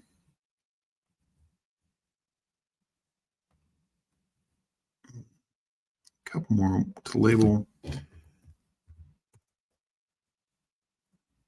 Multi 8, 7, 12. And like I said, we will count down. Well, I'll hit up chat first, and then I'll count down for puppy 2. 9, 7, 12, and the final one. I will absolutely have to go back and check these out, especially if any of these are getting to playoffs, getting to semis, and multi 10, 7, 12. All right, let's check out chat real quick. Oh, that scared me. That's a slow little Dalmatian. All right, so where are we at, chat? Let me catch up. I got a dead team and it wasn't bad, but it's a 3, 6, 8, 1. I mean, well, here's the thing with it being 3 of 12. It's a decent tight end. It might not be totally dead, so you could actually make playoffs, and then if that tight end goes off all 3 weeks, you'd have a chance. I live with mine 7-12 multi Steve. Yeah, nice. Review them real fast for shits and giggles. Just yours. We'll see. Let me just look at one or two of them. So this one, Kyler, Herbert, Penix, Kamara, Caleb, Quinton Junkins, ETN, Braylon Allen, Ollie Gordon. Definitely didn't need to go 6 running backs there. But also my receivers are pretty strong as well. Chase Higgins, Jameson Williams, Kyle Williams, Adam Thielen, Darius Slayton. A lot of week 14 there at the end. So hopefully Keenan Allen doesn't have a week 14 bye. But 2 tight ends feel really good about. Kyler stacked. Herbert I didn't get anything with Herbert and didn't have anything with Penix. But I just need quarterback bodies. This one, Allen, Love, Bryce Young, McCaffrey, James Cook, Walker, Dowdle, Shard Smith. Decent running back room. AJ Brown, so definitely have that big stack, big correlation going on. Also, a few little bringbacks I didn't even realize for week 17, Rico and Chris Godwin. Or no, I'm sorry, they play the Dolphins. Shakir, so I got the stack. Another Kyle Williams, another Adam Thielen, Pearson, Shaheed, so some spike week guys, and 3 tight ends. Hawkferg, Fryermuth, not too shabby. Sorry about that, Dad. It is tough. Have you done your corgi yet? I've not done my corgi yet. I'm going to probably just do that slow, I think. This one, excuse me, Lamar, Lawrence, Bryce Young. I had Henry, Pollard, Scatterboo, another Rico. So little team correlation there. Corum, Taj Brooks, Neighbors, Zay. So stacking there. Jennings, Mooney, Trey Harris, Thielen, Slayton, Kittle, Goddard. Some definitely team correlation, but not like crazy week 17 correlation there. This is the one I think I took Baker unstacked, Dak, Gino, Bijan, JT, Stevenson, Wright. So this is probably my thinnest running back room that I've seen so far. Receivers, Adams, Worthy, Pickens, Pearsall, Diggs. I mean, that's, to me, is really strong. And I remember seeing Ed Higgins, so that's why I waited for a receiver. Took 3 tight ends. Schultz is by no means my favorite tight end, but, I think having a little of him is fine. So this is the second group of 5. Don't hate any of these teams. I'll say that. Daniels love Daniel Jones, Kamara, Harvey, Scatterboo, Roshan, Neal, relying on some rookies here. And, but Roshan and Kamara, not too bad. Puka London, Adams, so got a major stack there. Would have loved if I could have planned this to get Stafford, of course. Golden, Bateman, so bringbacks there. Thielen, Pierce, so Pierce stack with Daniel Jones. And then Hawk, Kincaid, Taylor. Not terrible. I'll be honest. Fell asleep at the wheel. Sorry. That is tough. One of my quarterbacks, Tua, Cam Ward's dimes, running backs, Harvey, Charbonnet, Spears, Blue, Sanders. Tabling 5. There's no time to plan anything. You cannot. Let me just look at my other 5 real quick. Okay, this is from the first group. Fields, Murray, Rogers, Bijan, Cook, Henderson, Monty, Roshan, Higgins, Worthy, Kyle Williams, Hollywood Brown. I would love Mahomes in that kind of build, but just couldn't think it through. Mim, so I have a nice little bring back there to a double stack. Pierce, Slayton, and Keenan Allen. And then Trey McBride. So I did get 1 stack guy, and Justin Fields, with Kyle Williams. So there's at least bringbacks there. Again, not perfect by any stretch, but not terrible. Fields, Penix, Bryce Young, James Cook, Kenneth Walker, James Conner, Jordan Mason, Roshan. I have a lot of Roshan in these. But, good, strong running back room. 3 quarterbacks who I like with some upside and athleticism. Lamb, Adams, anchoring my team. Diggs, Burden, Hollywood, Keenan Allen, MVS. This is one I probably wish I had an 8th receiver. Yeah, I tacked on Mason Taylor here just to get a stack, and that was, this is a case where I think structurally having an 8th receiver would have been way better when I have Bowers and Henry. Henry is a bring back and all that, but I don't know if the stack's going to be as important, especially when we're talking with the field situation. So, Knicks, Herbert, Rodgers. I believe I've Herbert unstacked in this or something. Another Roshan, Marshawn Lloyd, and Jacobs. So handcuffed there. Yeah, this is one I really should have had a 6 running back. Chase Hill, Sutton, Pickens, Addison, Kyle Williams, Keenan Allen. Yeah, I should have tacked on Theo Johnson for another running back. Got a fall on Jonnu. I mean, I honestly think his ADP now at 155 is really good, given his potential. I got to fall on all these tight ends, so I at least can be happy about that. And Jonnu is stacked with Rodgers. I took Jonnu first and back, got Rodgers later. But don't hate the team. Just kind of thinner at running back than I typically like. And probably had I thought about it, I wouldn't have handcuffed. I mean, theoretically at the Packers situation, assuming Wilson is not a thing. I don't like handcuffing when I'm only doing 5 and when my RB room's a little thin.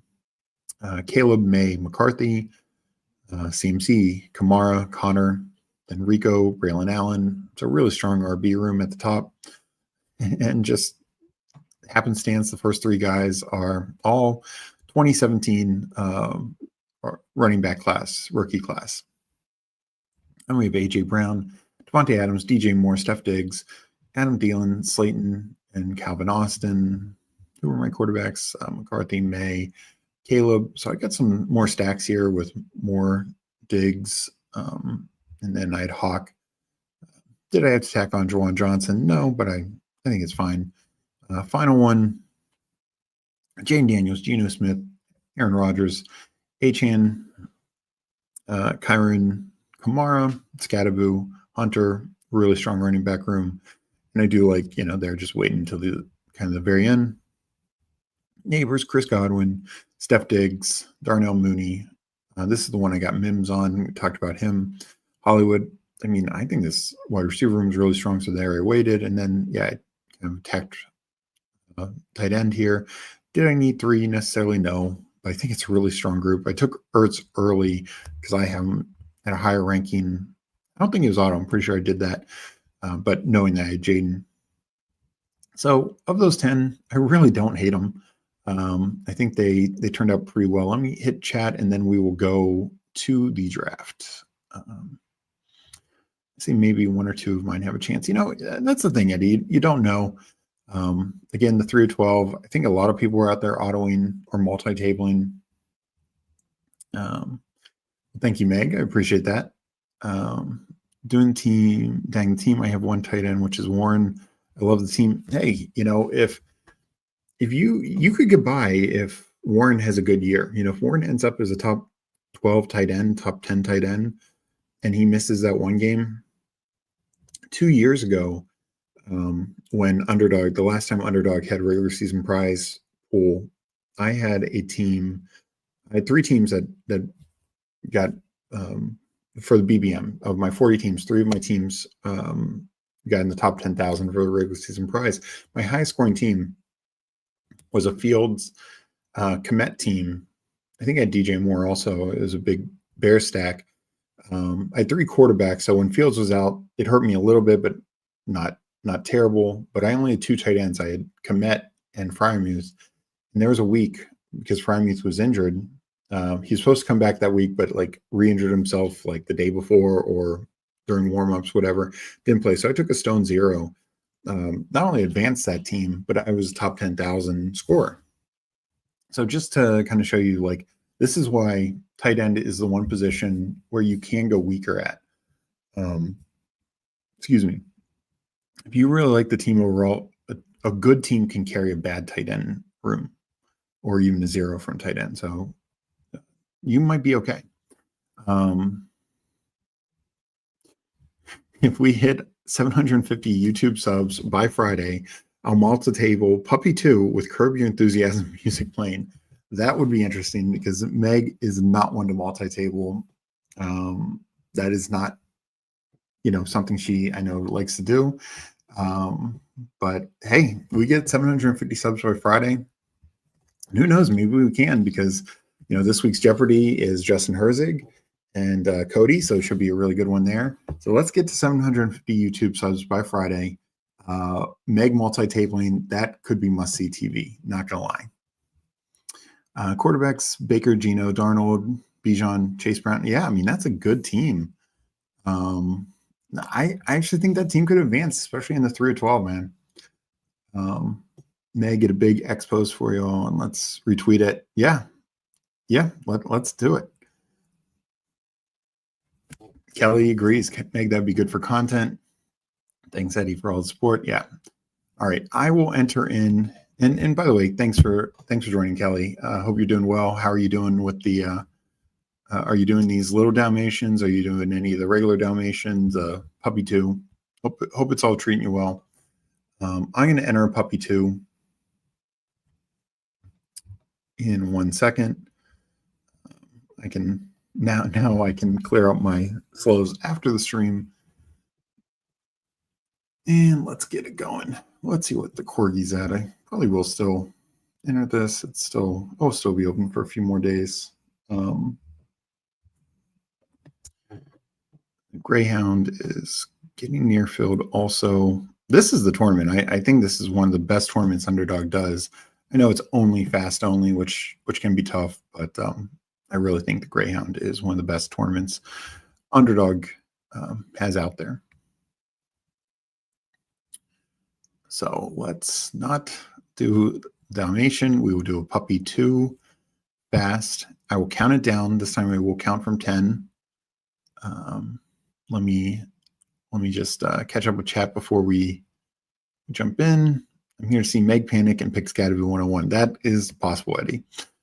Even with just one. Yeah. And that's why I gave the example of my BBM team from 2 years ago, where I took a 0 from Komet, and for like a 6-week stretch, the only tight end I had Komet, and he had some good weeks, but he had some down weeks that time also. I did not get a ton of tight end points that year. Fremuth had a couple of decent games, but I did not get a ton of tight end points, but the rest of my team was really good and advanced, and that was in a 2 of 12 format. Kelly just slows. Thanks for asking. I get manhandled in these stream drafts. No, stream drafts. I didn't used to jump in a lot of stream drafts. I prefer slows again. Even now, still the majority of my teams are going to be slow. I'm probably more like 60-40 than last year when I was like 80-20 slow to fast. So I'm probably like 60-40 now. Definitely Scat of You would be early cute and all. We got Mind of Matt Fury. Nice dress. Appreciate you joining in. Thank you so much. And Eddie, I'll see how it does. I'll laugh if it hits. Yeah, definitely label that one. I'm very interested in that one. We'll have to check back on that. I will enter Puppy 2 now. I'll count it down from 10. I'd try and jump in around when I hit 7 or 6, and hopefully you can get in. These are still filling pretty well, though I will say I think with the Little Dalmatians filling a little slower. So that's nice as well. All right. I will be entering in 10, 9, 8, 7, 6, 5, 4, 3, 2, 1, enter. So waiting on 10. So plenty of room for everyone. That's fair. It's going to be your only one with the one tight end.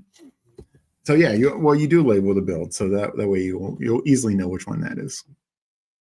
So still waiting on 5. Anyone wants to join? We have plenty of room. Excuse me, let me grab a drink.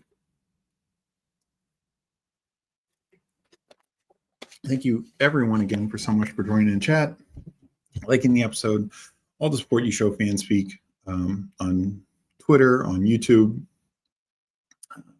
Oh, we got Eddie in here at the 1. We got Lego in here. We got Op Luke. He's been in basically everything. I'm in at the 11, Young Mula. Is that GAB? I believe. I could be wrong on that. So we'll be starting this draft soon. It's definitely still a 20-second clock, but only having one draft to focus on will be a nice little break. And of course, we have our Fanspeak Best Ball subscription on our Substack. 1 year cost $34.99. We appreciate all those who support us there as well. Thank you again for everyone supporting us with chat, comments after these videos. Everything helps, and we appreciate you. Draft is starting now with Eddie on the clock. Back at the 11. And, I don't mind the 10, 11, 12 range. Definitely feel you're getting two really good guys. I kind of feel like, through London, you're kind of solid with players, and especially a chain now with his situation with the Jonnu trade. So knowing you're getting like two of those guys always feels good. And of course, if you want to pull up a Ladd or pull up a AJ Brown or Taylor, just to be a little unique, I'm for that as well.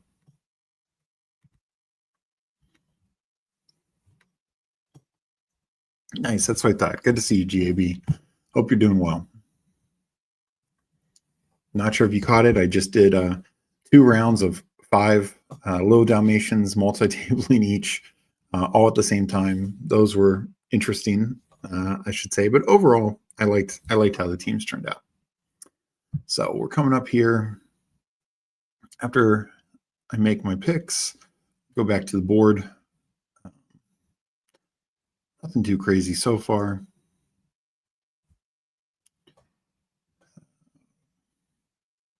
Puka's still out there. Doubt he gets to me. That would be my pick.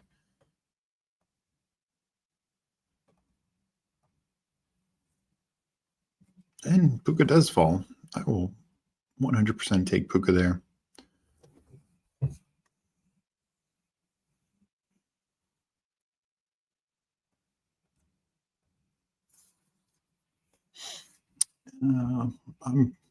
This is the thing. I like this whole range. So regardless of who's there, I'm happy to take them.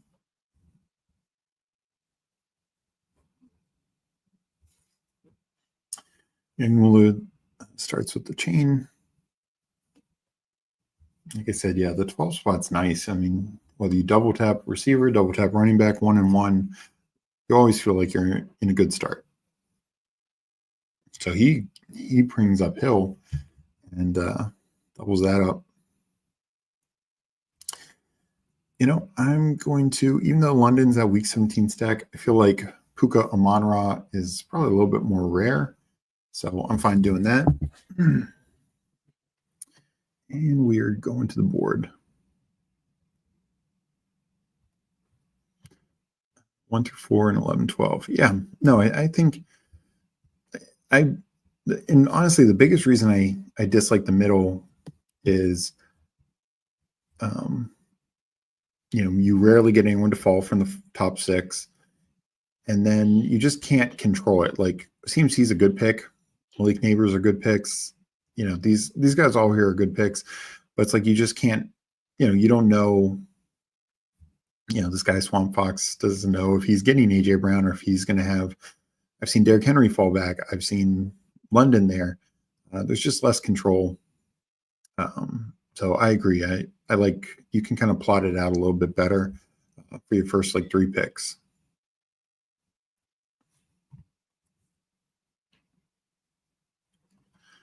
Multi-tabling like a boss.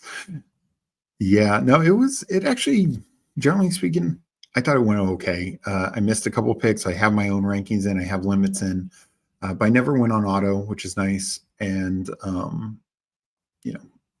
overall, I just went through the teams. I don't hate any of those teams. I think all of them at least have a chance to make the playoffs. Are they as perfectly correlated as I'd like? No, but they're fine. 24-hour streaming, multiple tabling, all 64 big dogs. Don't think I'll be doing that, but that would be something, that's for sure. But no, 24-hour live stream, we will definitely do some fun stuff. And thank you guys if you can help us get there. We would love to get there before the start of the season so we could do 24-hour live stream drafts. Wouldn't really be able to do a 24-hour live stream in the season. We'd probably have to wait till like next big board season. If we hit it like in mid-September or something like that.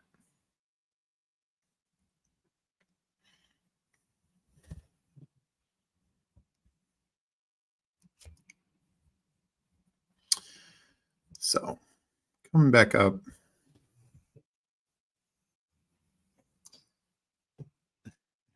No, I couldn't. That would be wild.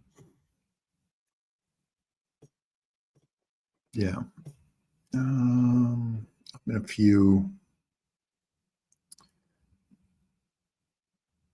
Obviously, I've grabbed an elite. Take a running back here.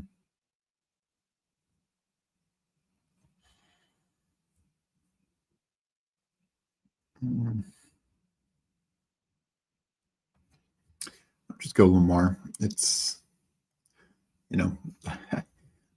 we know when Lamar is healthy, he is going to be a top 5 quarterback, and hopefully he stays healthy. So I felt like, I'm not trying to influence him. Like if I get a running back, great. If not, I can take a wide receiver. So I felt like I was in a good spot there.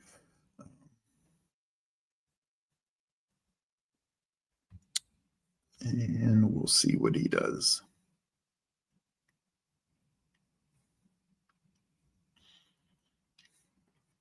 So he takes 1 and 1. I will take Breece Hall, get my first running back. And let's go back to the board.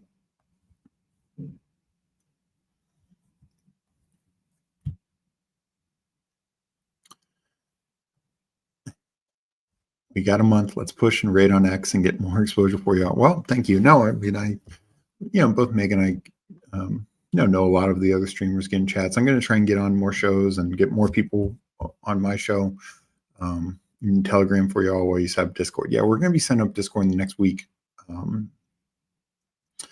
So that's one of the things we're going to be adding. We're already in Pat's Discord, and we'll still be in there, but yeah, definitely something we want to do more of for sure. But appreciate the suggestions and feedback, Eddie. We always, like the feedback and like to know what you guys are looking for and how we can help you guys out as well.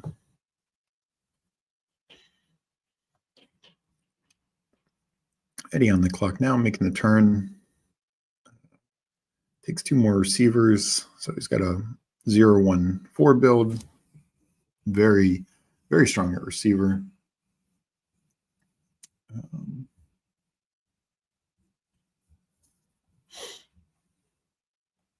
Yep, it's just called it. No, and I do that some also. We'll have to see how this goes if you get the Burrow fallback. Hurts went very early in this one, but it was to the A.J. Brown team, so I get it. Yeah, we're seeing Hurts not go in the 5th round near as much as he was earlier. I wonder if that will change slightly as camp reports go. A lot of times I feel like we see some quarterbacks fall a bit as it goes on, but then of course casuals come in and they sometimes overtake quarterbacks, which is not necessarily wrong since quarterbacks are the highest producing position. I will go James Conner here. So 1-2-2. Just kind of a very balanced build approach right now.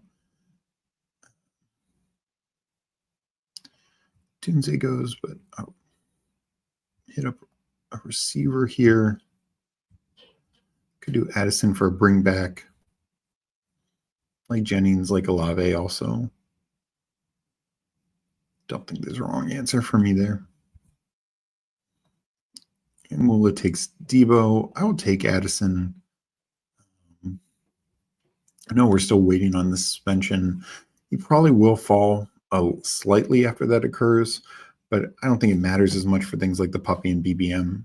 Other tournaments like the Eliminator, the suspension is going to matter greatly in weekly winners. We got our guy Emo Tyler in here. How's it going? Hope you're having a good weekend. I started this stream doing 5 sets of the Little Dalmation multi-tabling at the same time. That was interesting, but overall, not too bad. Have to be different, normally heavy running back. Yeah, and when I'm heavy running back as well with the early builds, but I absolutely want to mix it up. I want balance. I want heavy running back. I want, elite quarterback. Don't really do double elite quarterback too much, but I think mixing it up is important. I know Pat Corrine, when he won the BBM 3, I think he had double anchor. I believe it was. I think it was it Eckler and CMC, something like that. And anyways, I recall him saying that only like 15% of his builds were like double anchor, like strong running back, but that's what went for him. So if he didn't do that, if he just totally said I'm a 0 RB guy, he wouldn't have won. I have so many Saquon, Josh Jacobs, Jonathan Taylor, Bucky teams. Yeah, and that's the other thing. You start to get the same build, and that's why it's good to, when you're doing volume, mixing it up at different parts, whether it's just a time box tournament like these that last 5 days or a couple weeks, or something like BBM, mix it up, because you will have different build structures like that. Earlier you might have gotten a chain at the end of the second round, like at pick 20. Now that's next to impossible. So having different builds can help as well. Or I'm sorry, trying that type of different build at different times can help as well. Coming up here.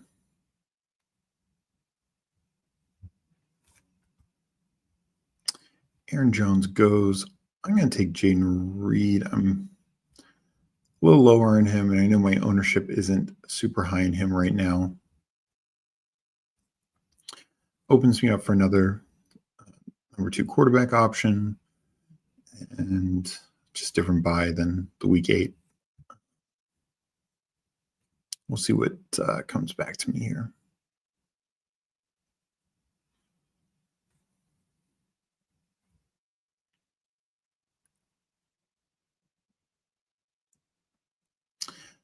Buka goes.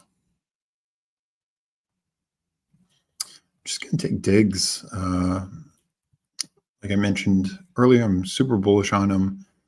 And I think, especially when he's falling, I don't see a good reason for that. So I'm going to just take it. What do you think the split will be between Caleb Johnson and Warren for the start of the season? So now he specifically says the start, I could see Warren having a little bit more usage. So if you're talking about something like Eliminator, or you're trying to build some early weekly winners stacks, like stacking a couple of the early weeks, I think you can make a case that Warren's going to be a little better early. But generally speaking, I think it's Caleb Johnson. I think he's going to essentially take on the Najee role. And now, last year, for instance, Warren and Najee had almost the exact same number of targets. Granted, Warren played 2 fewer games, but it was very even split in targets, even in games where they were playing together. So I do think Warren could have a greater target share, but I think Caleb Johnson is just going to dominate carries, dominate red zone role. And, I know not everyone wants to hear it, but Kenneth Gainwell, coaching staff, has talked glowingly on him as well. He could eat into Warren's role. He does a lot of the same things. He's a pretty good pass blocking back, third down back, 2-minute drill type back.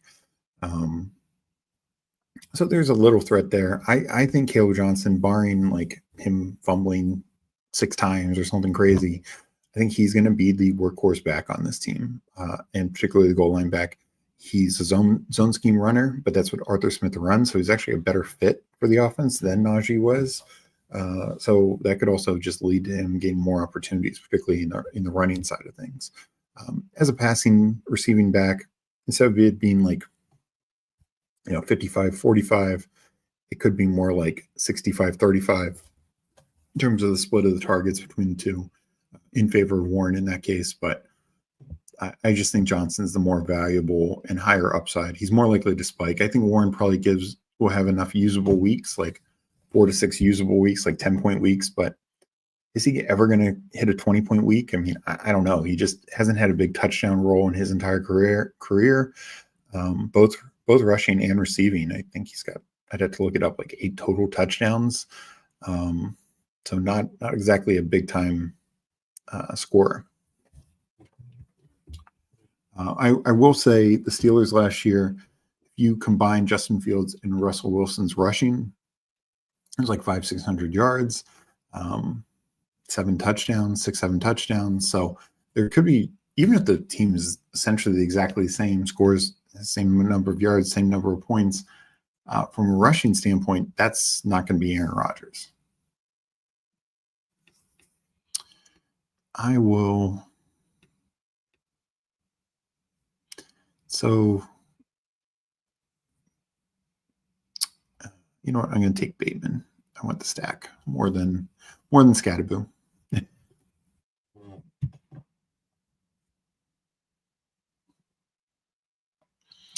I think the Steelers is a little bit more clear than Dallas. And look, if Jaylen Warren was on Dallas, I would love him. I'd take him a lot more, because I think he would carve out a bigger role over Javonte. But I just feel Caleb Johnson has some real upside.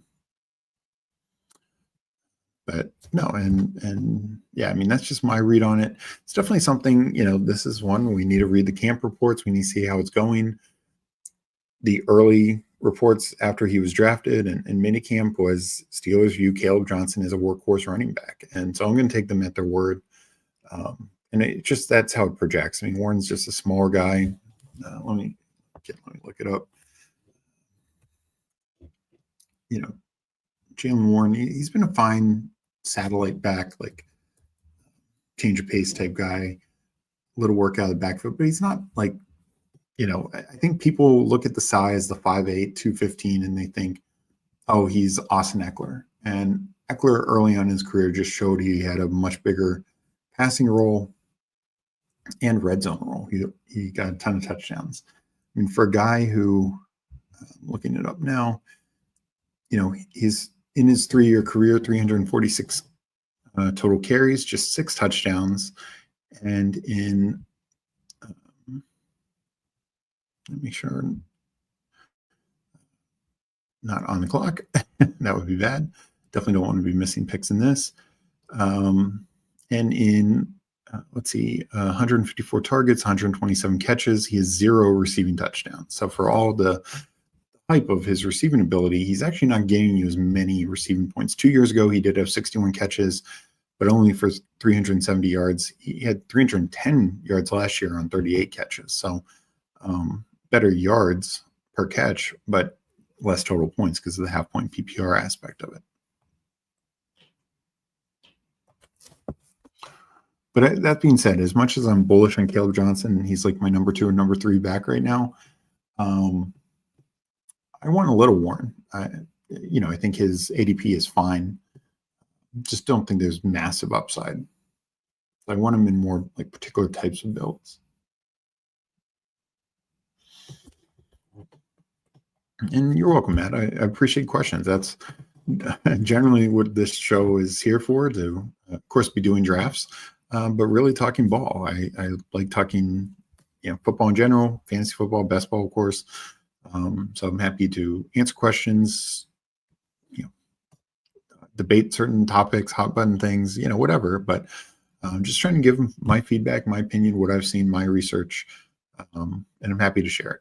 So thank you all again for joining and liking this. We are up into picks. So let's go back here. Goff just went. Would have liked Goff as number 2.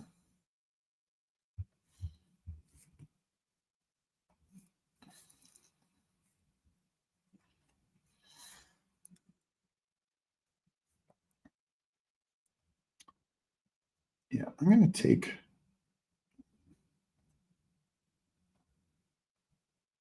Trevor Lawrence. He's a guy you can backstack, like Brenton Strange, even De'Ami Brown, maybe both could be on the table for me. I like having a good second quarterback. Probably will go 3. Maybe had I gotten Goff or McCarthy, I would have felt better, or Love. I kind of set up all these guys. None of them got back to me. We will go Loveland.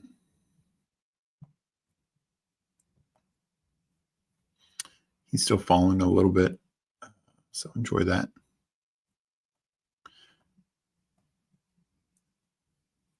Well, thank you.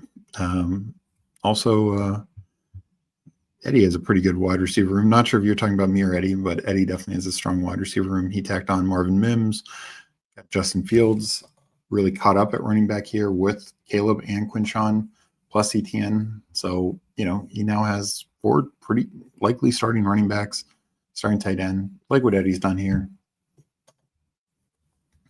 For sure. Let's look at what GAB's done.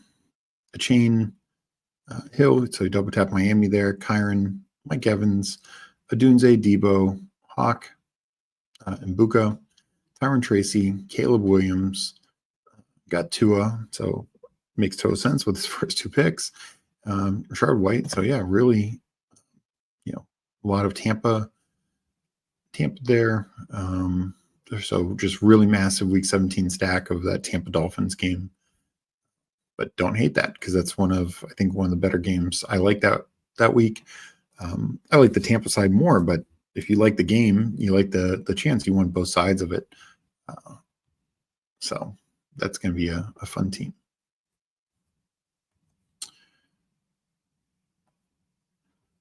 Well, thank you, Eddie. I agree. But no, I think this, we just saw Young Mullah's team, and we got Chris in here. I'll check his team out after he makes this pick. Gibbs, Bowers, Josh Allen, James Cook. So with Josh Allen, Zay Flowers, Jerry Jeudy, Khalil Shakir, more stacking there. Downs, Higgins, solid wide receiver room for sure. Sharp, Stroud, Kincaid, big time Buffalo stack. I love the Eckler pick. I think that's a good pull up there. He definitely would have been on my short list. Here,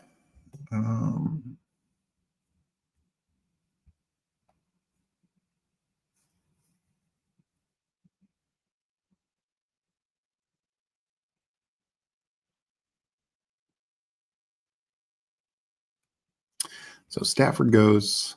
I'm going to take Bryce Young. Just get a third quarterback. Didn't get any of my primary stacks, so that's disappointing. Could take Strange here.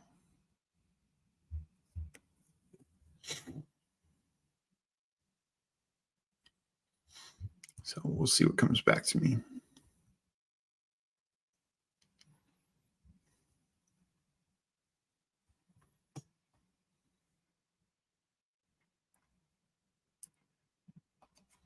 All right, I will take Strange to get the stack with Trevor Lawrence.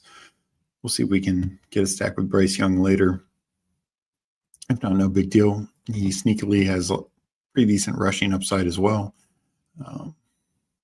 Yeah, no, I agree. This could be a fun battle to see who comes out of this pod. Hopefully it's 2 of us who are in this chat. I appreciate everyone for joining. Love drafting with you, but love drafting with normies for high advance rate. Well, I enjoy drafting with everyone as well. Bo Nix had Next for me, AK sniped. That's tough. That is tough.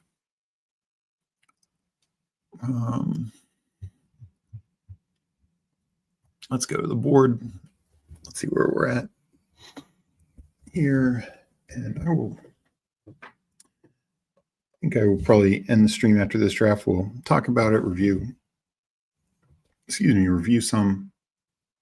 But obviously did a lot of drafts with 10 little Dalmatians and one puppy too. But hopefully everyone is having a good weekend, enjoying all these contests that Underdog has out. Yeah, no, JB, yeah, you get to week 17, and if that Dolphins-Bucks game goes off, you are looking good.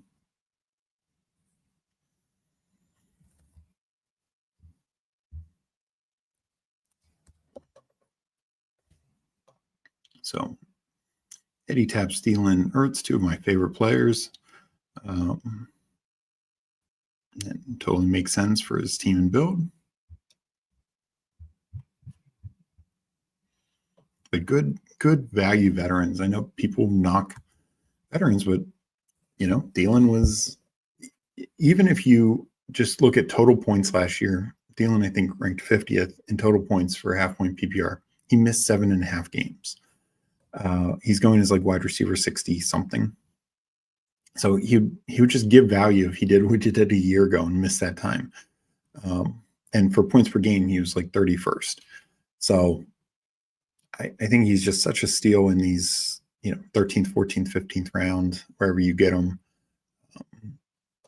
He's likely to outplay just about every receiver in this range, including his teammate Xavier Legette.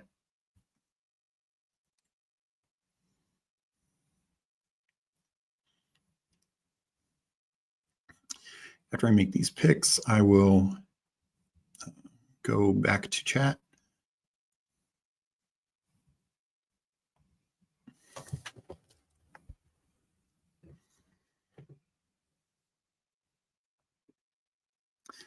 I'm going to take Rico here. A little correlation with Bryce Young. As much as I love Chuba Hubbard, Rico is a solid back. He showed that last year. He's a 1,000-yard back. Anything happens to Hubbard, I think he fills in. And, he probably will give you some usable weeks throughout.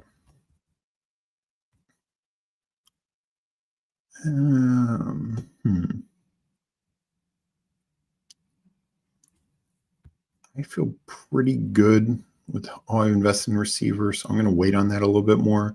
I'll take Miles Sanders for another running back. Has some potential upside starter, or at least number 2 back potential. Different buy since I had a couple of week 14s already.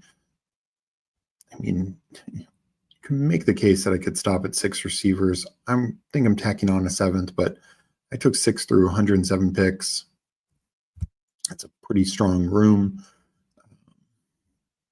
But I think I end up with my typical balance build here. 3-5-7-2 or 3-5-7-3. I definitely want a third tight end. And, add a receiver. Now I feel my running back room is solid enough. Let me go back to the board and then back to chat. Let's see. Let's fucking go Dolphins. Yeah, no, for sure. If you do hero RB, which late running backs are you taking? So for me, it somewhat depends on, and also like how late are we talking about? I like a lot of late rookie running backs. Now, some of these guys are pure contingent value. Like a DJ Giddens, I think only has contingent value. Like, I don't think even if he's the number 2 back, you might get like 2 usable weeks out of him at most. Devin Neal might be a little better if he truly, but he is a bit more competition for the number 2 back. Guys like Corey Krosky-Merritt, Ollie Gordon, same sort of thing. Like they're much more contingent value, just super scratch, like lotto tickets. Kyle Monangai, it looks like the Bears are just kind of going in with these 3 running backs, so maybe there's a bit more of an outcome for him. Among non-rookies, I think you could look at, some guys that I just took, like a Miles Sanders could at least be the 1 or 2 in that backfield. Will Shipley win in that range? I think he's likely to be the number 2. With Barkley, mainly contingent back there, but I think he'll probably still have a couple usable weeks. Another rookie I should mention, Jarquez Hunter. I think there's a little standalone upside for him as well. Another kind of standalone back is Justice Hill. I know Keaton Mitchell is a thing, and I'll take him a little bit, but I think he got an extension last year. He really showed well. His best value is like, 3rd down, 2-minute drill.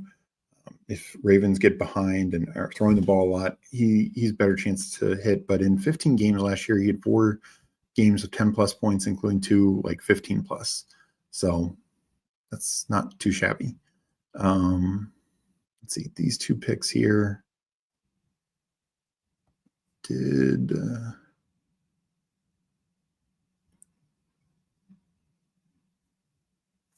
all right. Looks like Jatavian Sanders went.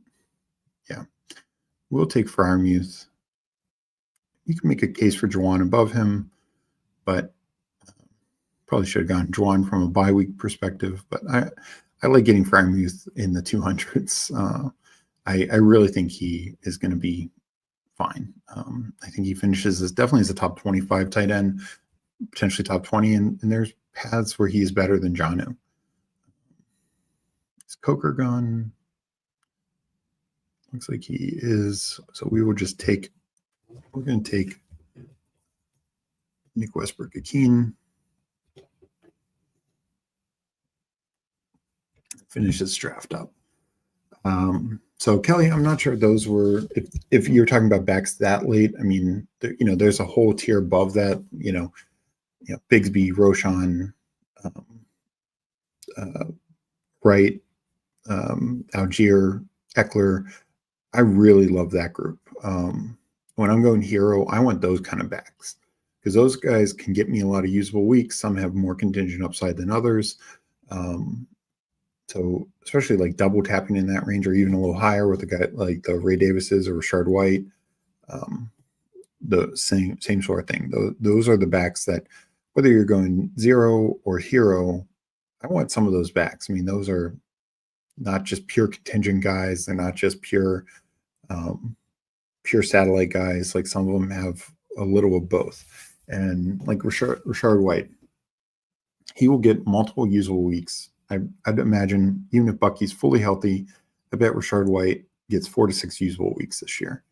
And if anything happens to Bucky, not only will he get even more usable weeks, but he'll get some big spike weeks.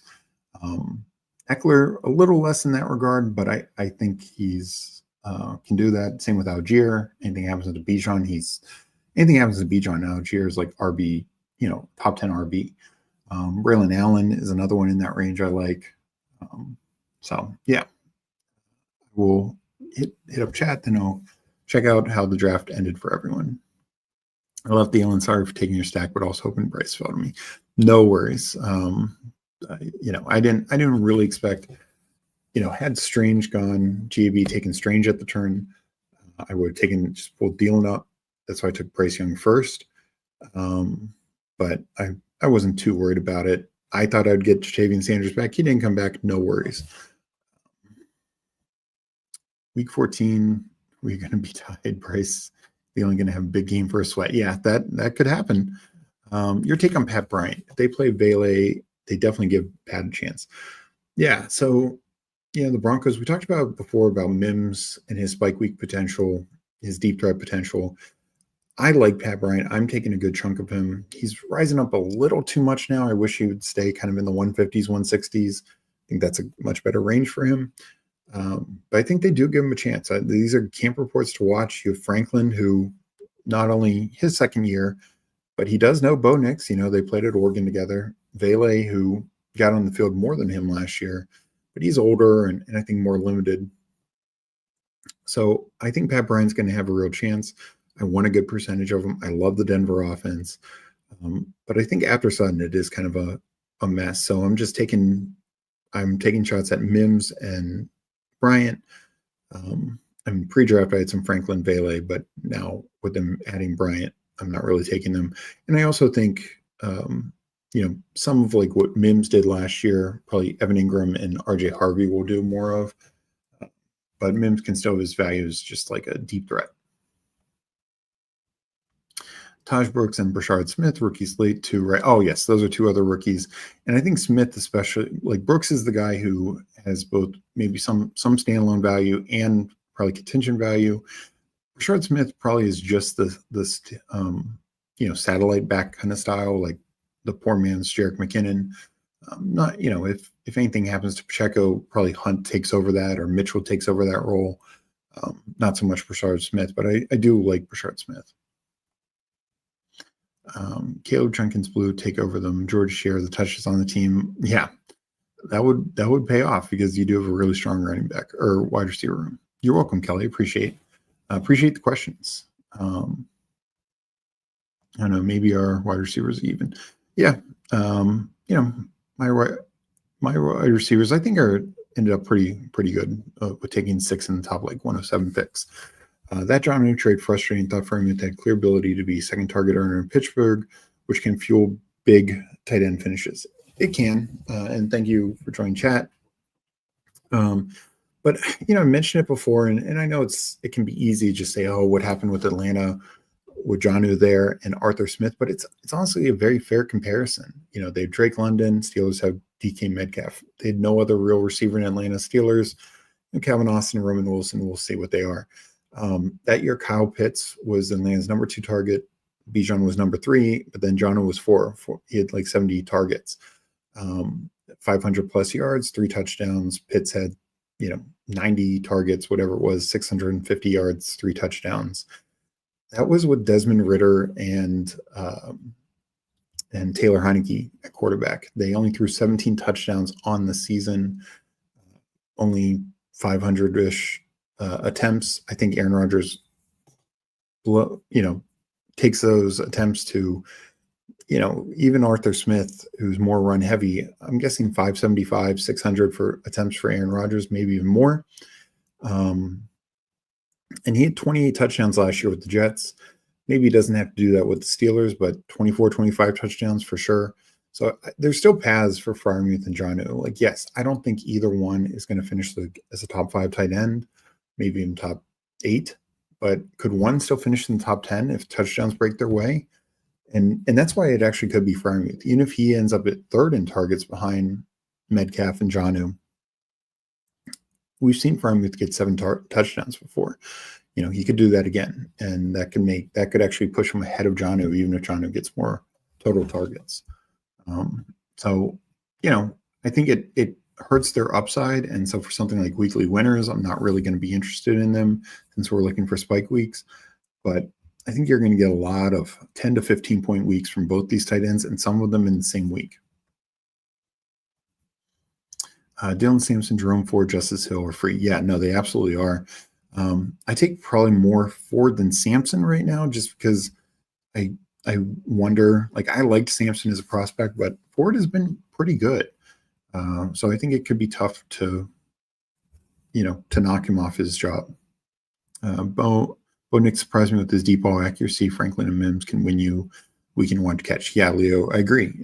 Nick's, that was his knock. Like, he didn't have the deep ball in his bag, and he's very good. And I don't think and honestly, very similar. I'm a Commanders fan, tell from the shirt. Jane Daniels doesn't have a great deep ball, but he's got good deep ball accuracy. So, if you recall that Bears Hail Mary, it did not get to the end zone. He needed the, volleyball drill for Noah Brown. And that's fine. But, those like 30, 40-yard throws, Daniels was just deadly accurate on. Terry killed some of those, was just amazing. De'Ami Brown had a couple. And Bo Nix is kind of the same. Like, he's not going to throw that 70-yard strike, but that 40-yarder, that 35-yard deep strike, then Mims can run the rest of the way, or Franklin can run the rest of the way. Yeah, very accurate. Exactly what I said, Eddie. And no, I kind of think this too, Leo. I think also Ingram. That's another area where Ingram, like Bailey, was like a chain mover, and I think that could be Ingram's role on this team. My wide receiver, beautiful in this draft. They're all going to see the field. Seems to be better than expected on offense. Kellen Moore is an impressive offensive coach. I agree with you, JB. Kellen Moore, yes, Tyler Shuck is a rookie, but you look at the rest of the team, they have a very good offensive line, which they added to with Calvin Banks in the draft. You have Alvin Kamara at running back. This guy was sixth in points per game among running backs last year, and that's with everything going wrong with the Saints last year. They have Chris Olave, Rashid Shaheed, even Brandon Cooks as their wide receiver 3. Jawan Johnson is their tight end, very solid across the board. And, they need to stay healthy. Last year they got injured, which was a big issue.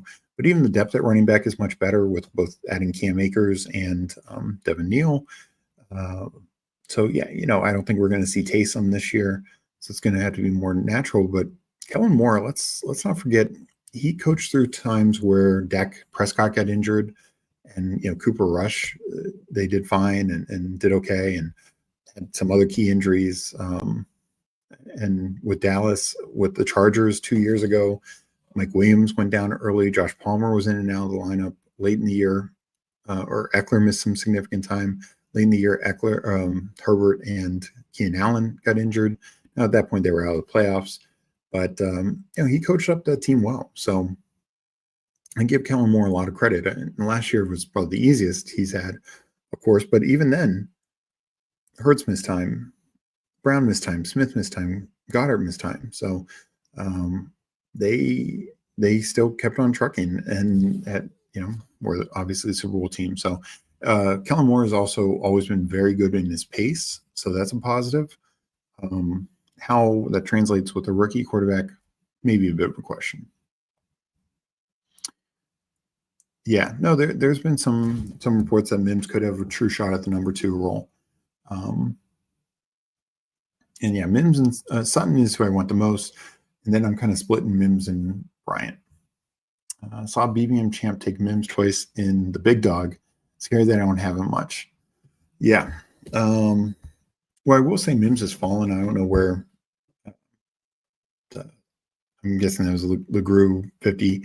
I don't know where he's going in the big dog, but Mims has fallen now to like the 130, sometimes even I think I got him 140 in a slow draft the other day. And I think that's fine. Definitely in the late 120s. So as long as he stays in that range, I think it's pretty okay. FK Coolers, thanks for joining the chat. You're doing a single entry contest for a face with Puka versus ASB versus Collins.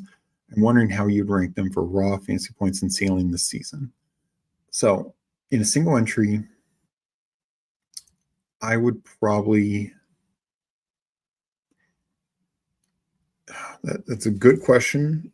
Single entry, I'd probably give the lean to ASB for 2 reasons. One, we know, yes, there's an offense coordinator change, but they promoted from within.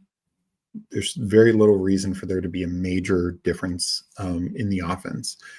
There's some offensive line changes, and Frank Ragnow is a big loss with his retirement. But they kind of replaced it, the guard Zeitler in the draft. But in general, they're bringing back everyone. It's Goff, it's ASB, it's JMO, it's Laporta. The running backs are back. Even their depth. I mean, Tesla. Who knows if he's playing ahead of Tim Patrick and Khalif Raymond? I'm not really taking Tesla for that reason. So my take on it is the Detroit, while they might not finish top team offensive scoring again, or maybe in top 5, I don't think they collapse. I think they're going to be, probably at worst 7th. Rams, you have some similar things, obviously, same offense, same, Matt Stafford. And their offensive line should be better. But I do think you do have to look at it. Like Puka also took advantage of Cooper Kupp being hurt in now the lineup and just taking a step back. I don't think anyone's questioning if that Devontae Adams is taking a step back despite his age. I mean, he outplayed Garrett Wilson last year. And that would have been the case with or without Rodgers. Obviously Rodgers trusts him, but I think Devontae Adams is as good as it gets. And then also tight ends. Like last year, they had no Higbee. Higbee's back. They have Ferguson. So they could just throw to the tight end a little bit more. There's just ways that Puka doesn't have this ultimate ceiling. And then Nico, him and Stroud have a good rapport. But they did add Kirk. They added two early rookies. Kind of have a brand new offensive line, new offense coordinator, new offensive line coach. There's a lot to be hopeful about, but there's just that we saw the Texans take a step back from Stroud's rookie year to second year. Nico's great, and then the other thing is he's just him and actually Puka have both been a bit injured more than ASB. So I'd say ASB first. I'd probably say Collins second. Collins Puka is a bit tied. The one issue I would say about Puka, and I'm still taking him in the first round, but he's the one first round receiver, honestly, kind of through AJ Brown, receiver who might not finish as his team's wide receiver one. Like you could maybe say there's a chance Travis Hunter or Devonta Smith, and I mean not counting an injury. But Higgins is not going to outproduce Chase. Addison is good, is not going to outproduce Jefferson. Pickens outproduce Lamb, etc. Adams could just simply outproduce Puka, particularly from his touchdown volume. So ASB is my choice. Collins Puka is pretty much a close toss-up for me. And I'd lean Collins in that, but I could see either argument in single entry. Puka, I think, actually is the highest upside of this group because if he just gets this massive touchdown roll, everything else is going well for him. So let me finish catching up with chat. Even Bryant can work the middle. Sutton, Joker, Mims, and Franklin running splits. I don't know if Sutton will be the Joker. I think Ingram could be a bit more the Joker. Harvey also kind of in that Kamara role.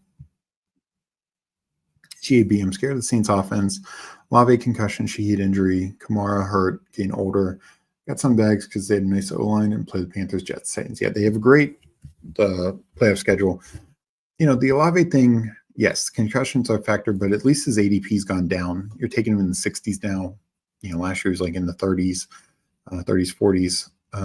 Shaheed, of all the receivers coming back from injury, might look the healthiest. And Kamara, yeah, he got banged up. He still finishes RB10 despite playing only 14 and a half games last year. And that's even RB10 if you go through all 18 weeks in total points and 6 in points per game. So I'm not too worried about the Saints at their current ADPs because I think a lot of it's baked in. Like Kamara, if you told me he's going to finish RB6 again or even RB10, he should be going 2 rounds earlier. He should be going ahead of Breece Hall for sure. So I think it's baked into the ADPs is what I would say. I know, Thad, you're on Rattler over Shuck. That's not my take. I was not impressed with Rattler at all. But we'll see. I mean, he's got a camp battle to win it. Coolers coming out with the tough questions. Yeah, but it was a really good question. I appreciate the question.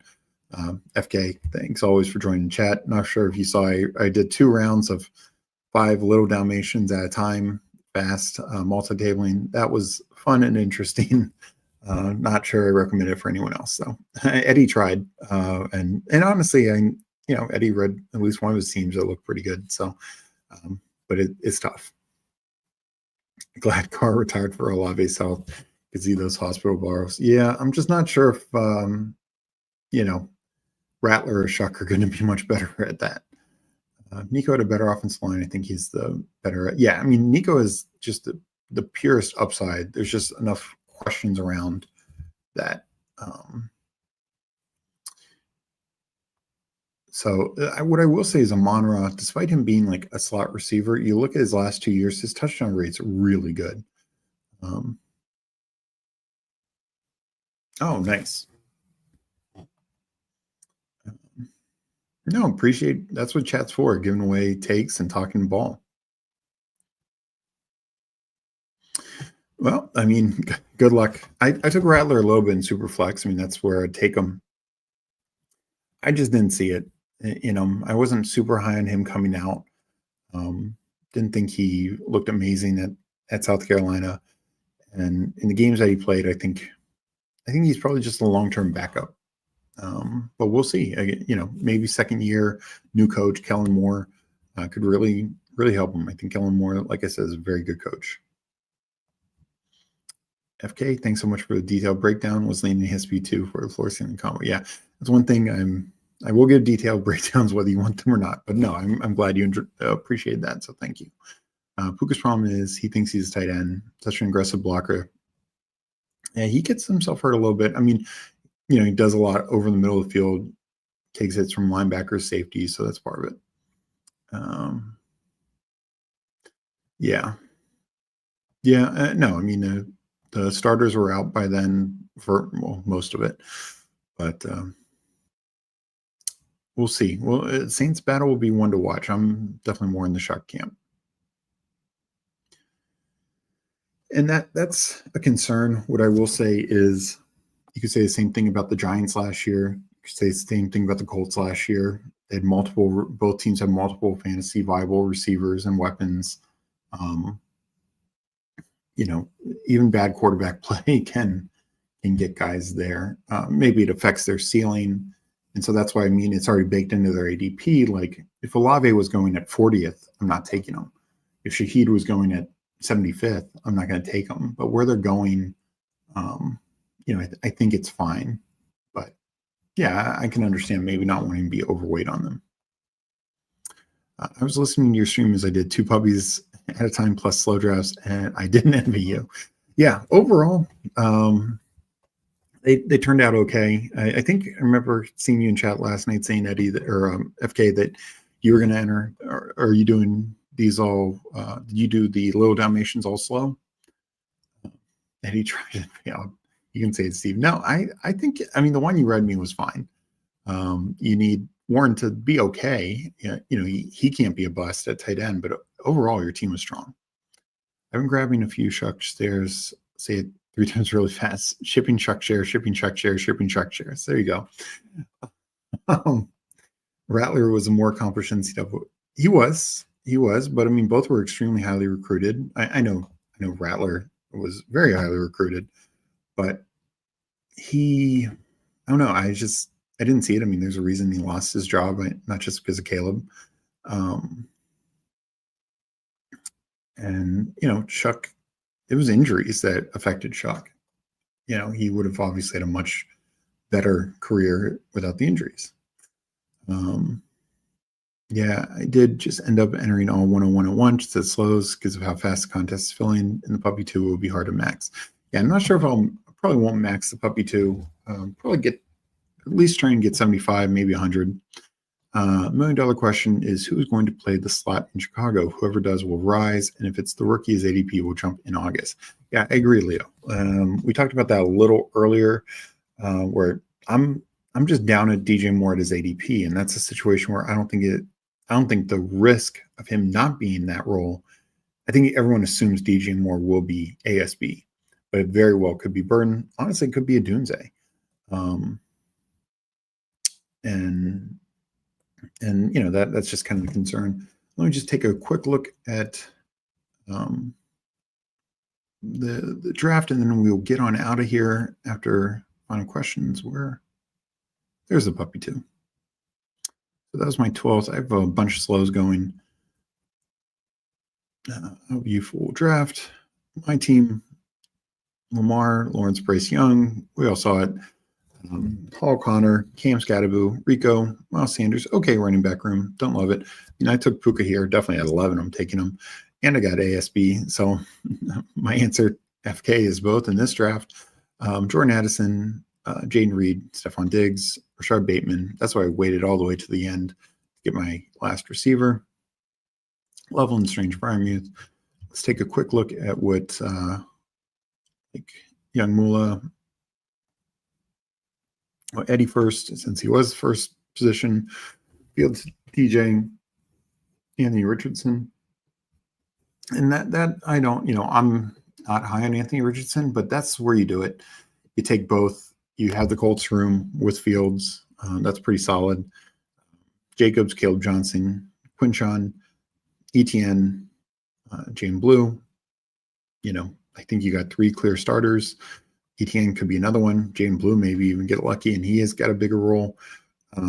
And he's falling some now. Like when he was going 120s, 130s, I wasn't taking him. Now in the 140s, 150s, I'll get interested. Chase, Wilson, Devonta Smith, Cortland Sutton. 3 number ones, very good number 2. Mims could be a good number 2. Same Kyle Williams and Thielen. So really strong wide receiver room for sure. No more than 2 buys of any week. So it's not like you'll be risking anything there. And then Njoku, Ertz, and Juwan. Yeah, and of course you got like Field stacked with Wilson, etc. We had Chris in here earlier. Not sure if he's still in here. Allen Stroud, Dart, Gibbs, Cook, Charbonnet, Eckler, Rashad Smith. Very good. Still good running back room. Waited a little bit to start at receiver, and that's why he took 8, which makes sense. Zay Flowers, Judy, Shakir, Downs, Higgins, Palmer, Jalen Hewlin, Slayton. Good overall. You obviously need Judy to be good again. I think Bowers and Kincaid absolutely can stop at 2 there. If Judy's good again, he's just such a risky player. But I won him 5%. Whatever it is. And then of course young Mula, Caleb, Tua. We know this was his big stack. Cam Ward, Chain, Kyron, Tyron Tracy, Rashard White, Will Shipley, Tyreek Evans, Rome, stacked there. This whole big Tampa, Miami, Debo, Thornton, Ironman. So, had pretty strong receiver room to start. Took some late rookies to get some upside. And then, of course, more Miami with Waller, but Hawk and Pitts as well. So good solid build all around. The 3-5-7-3, definitely my favorite build. Let's hit up chat and we will get out of here in a couple minutes. Chuck, just really had the 1 year, but we'll see. Burn rises anymore. I don't have 0.0 waiver. I don't know if he's overpriced. He's fallen, so I'm fine with this price now. Rice, yeah, I know that's not on Rice. Multi-table class and doing a bunch of slows is crazy work. Yes, it is. Chris, glad you're still here. Yeah, overall, I thought your team was good. I think it's very doable. Rice was, but rookie, no Hollywood.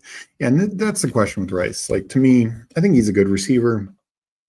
I know people say, "Oh, go back to post buy his rookie year." But again, that was without a lot of guys. There was no Hollywood, there was no Worthy. Last year Kelsey started slow. Maybe Kelsey starts better. If not, maybe they feel more comfortable giving that work to Noah Gray. Honestly, another thing that people aren't even accounting for is this first time in a couple of years, the Chiefs had a pass catching back. If Rashard Smith takes a role, in the past when it was Tyreek and Kelsey, it was Jerick McKinnon. Having a big role. So last year they didn't throw to their backs a ton. Definitely was down. So that's just another thing to keep in mind. But I want some Rice, but I do think we're paying an extreme cost for it. And there's ways that it can fail for his ADP. Now maybe he's just the guy you need week 17 and it's all good. But Worthy and Hollywood, I think, are going to have roles. Out on Hollywood, that's just me. Burning Hollywood could kill my best ball role.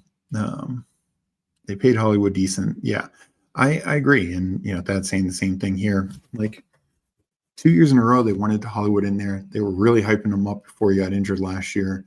I know he came back late in the year and he was getting some targets. It just, of course, coming back from injury, a lot of rust, not 100%. So anyways, appreciate everyone for joining me in chat, joining me in these drafts, watching me multi-table those 10 fast Little Dalmatians. Not sure when I'll be back, maybe tomorrow. On Monday, I will be on Neil Orfield's stream, the Flannelverse. We'll be doing DraftKings over there. But I believe that's around 2. Keep an eye out for tweets about that. Pop in and say hi then. But thank you guys so much for all the support, all the likes, all the comments, joining drafts, everything else, for sure. Chris, yep. No, I agree. Totally agree. I don't know if Hollywood's lost a step, but not sure they will stay committed if he's bad.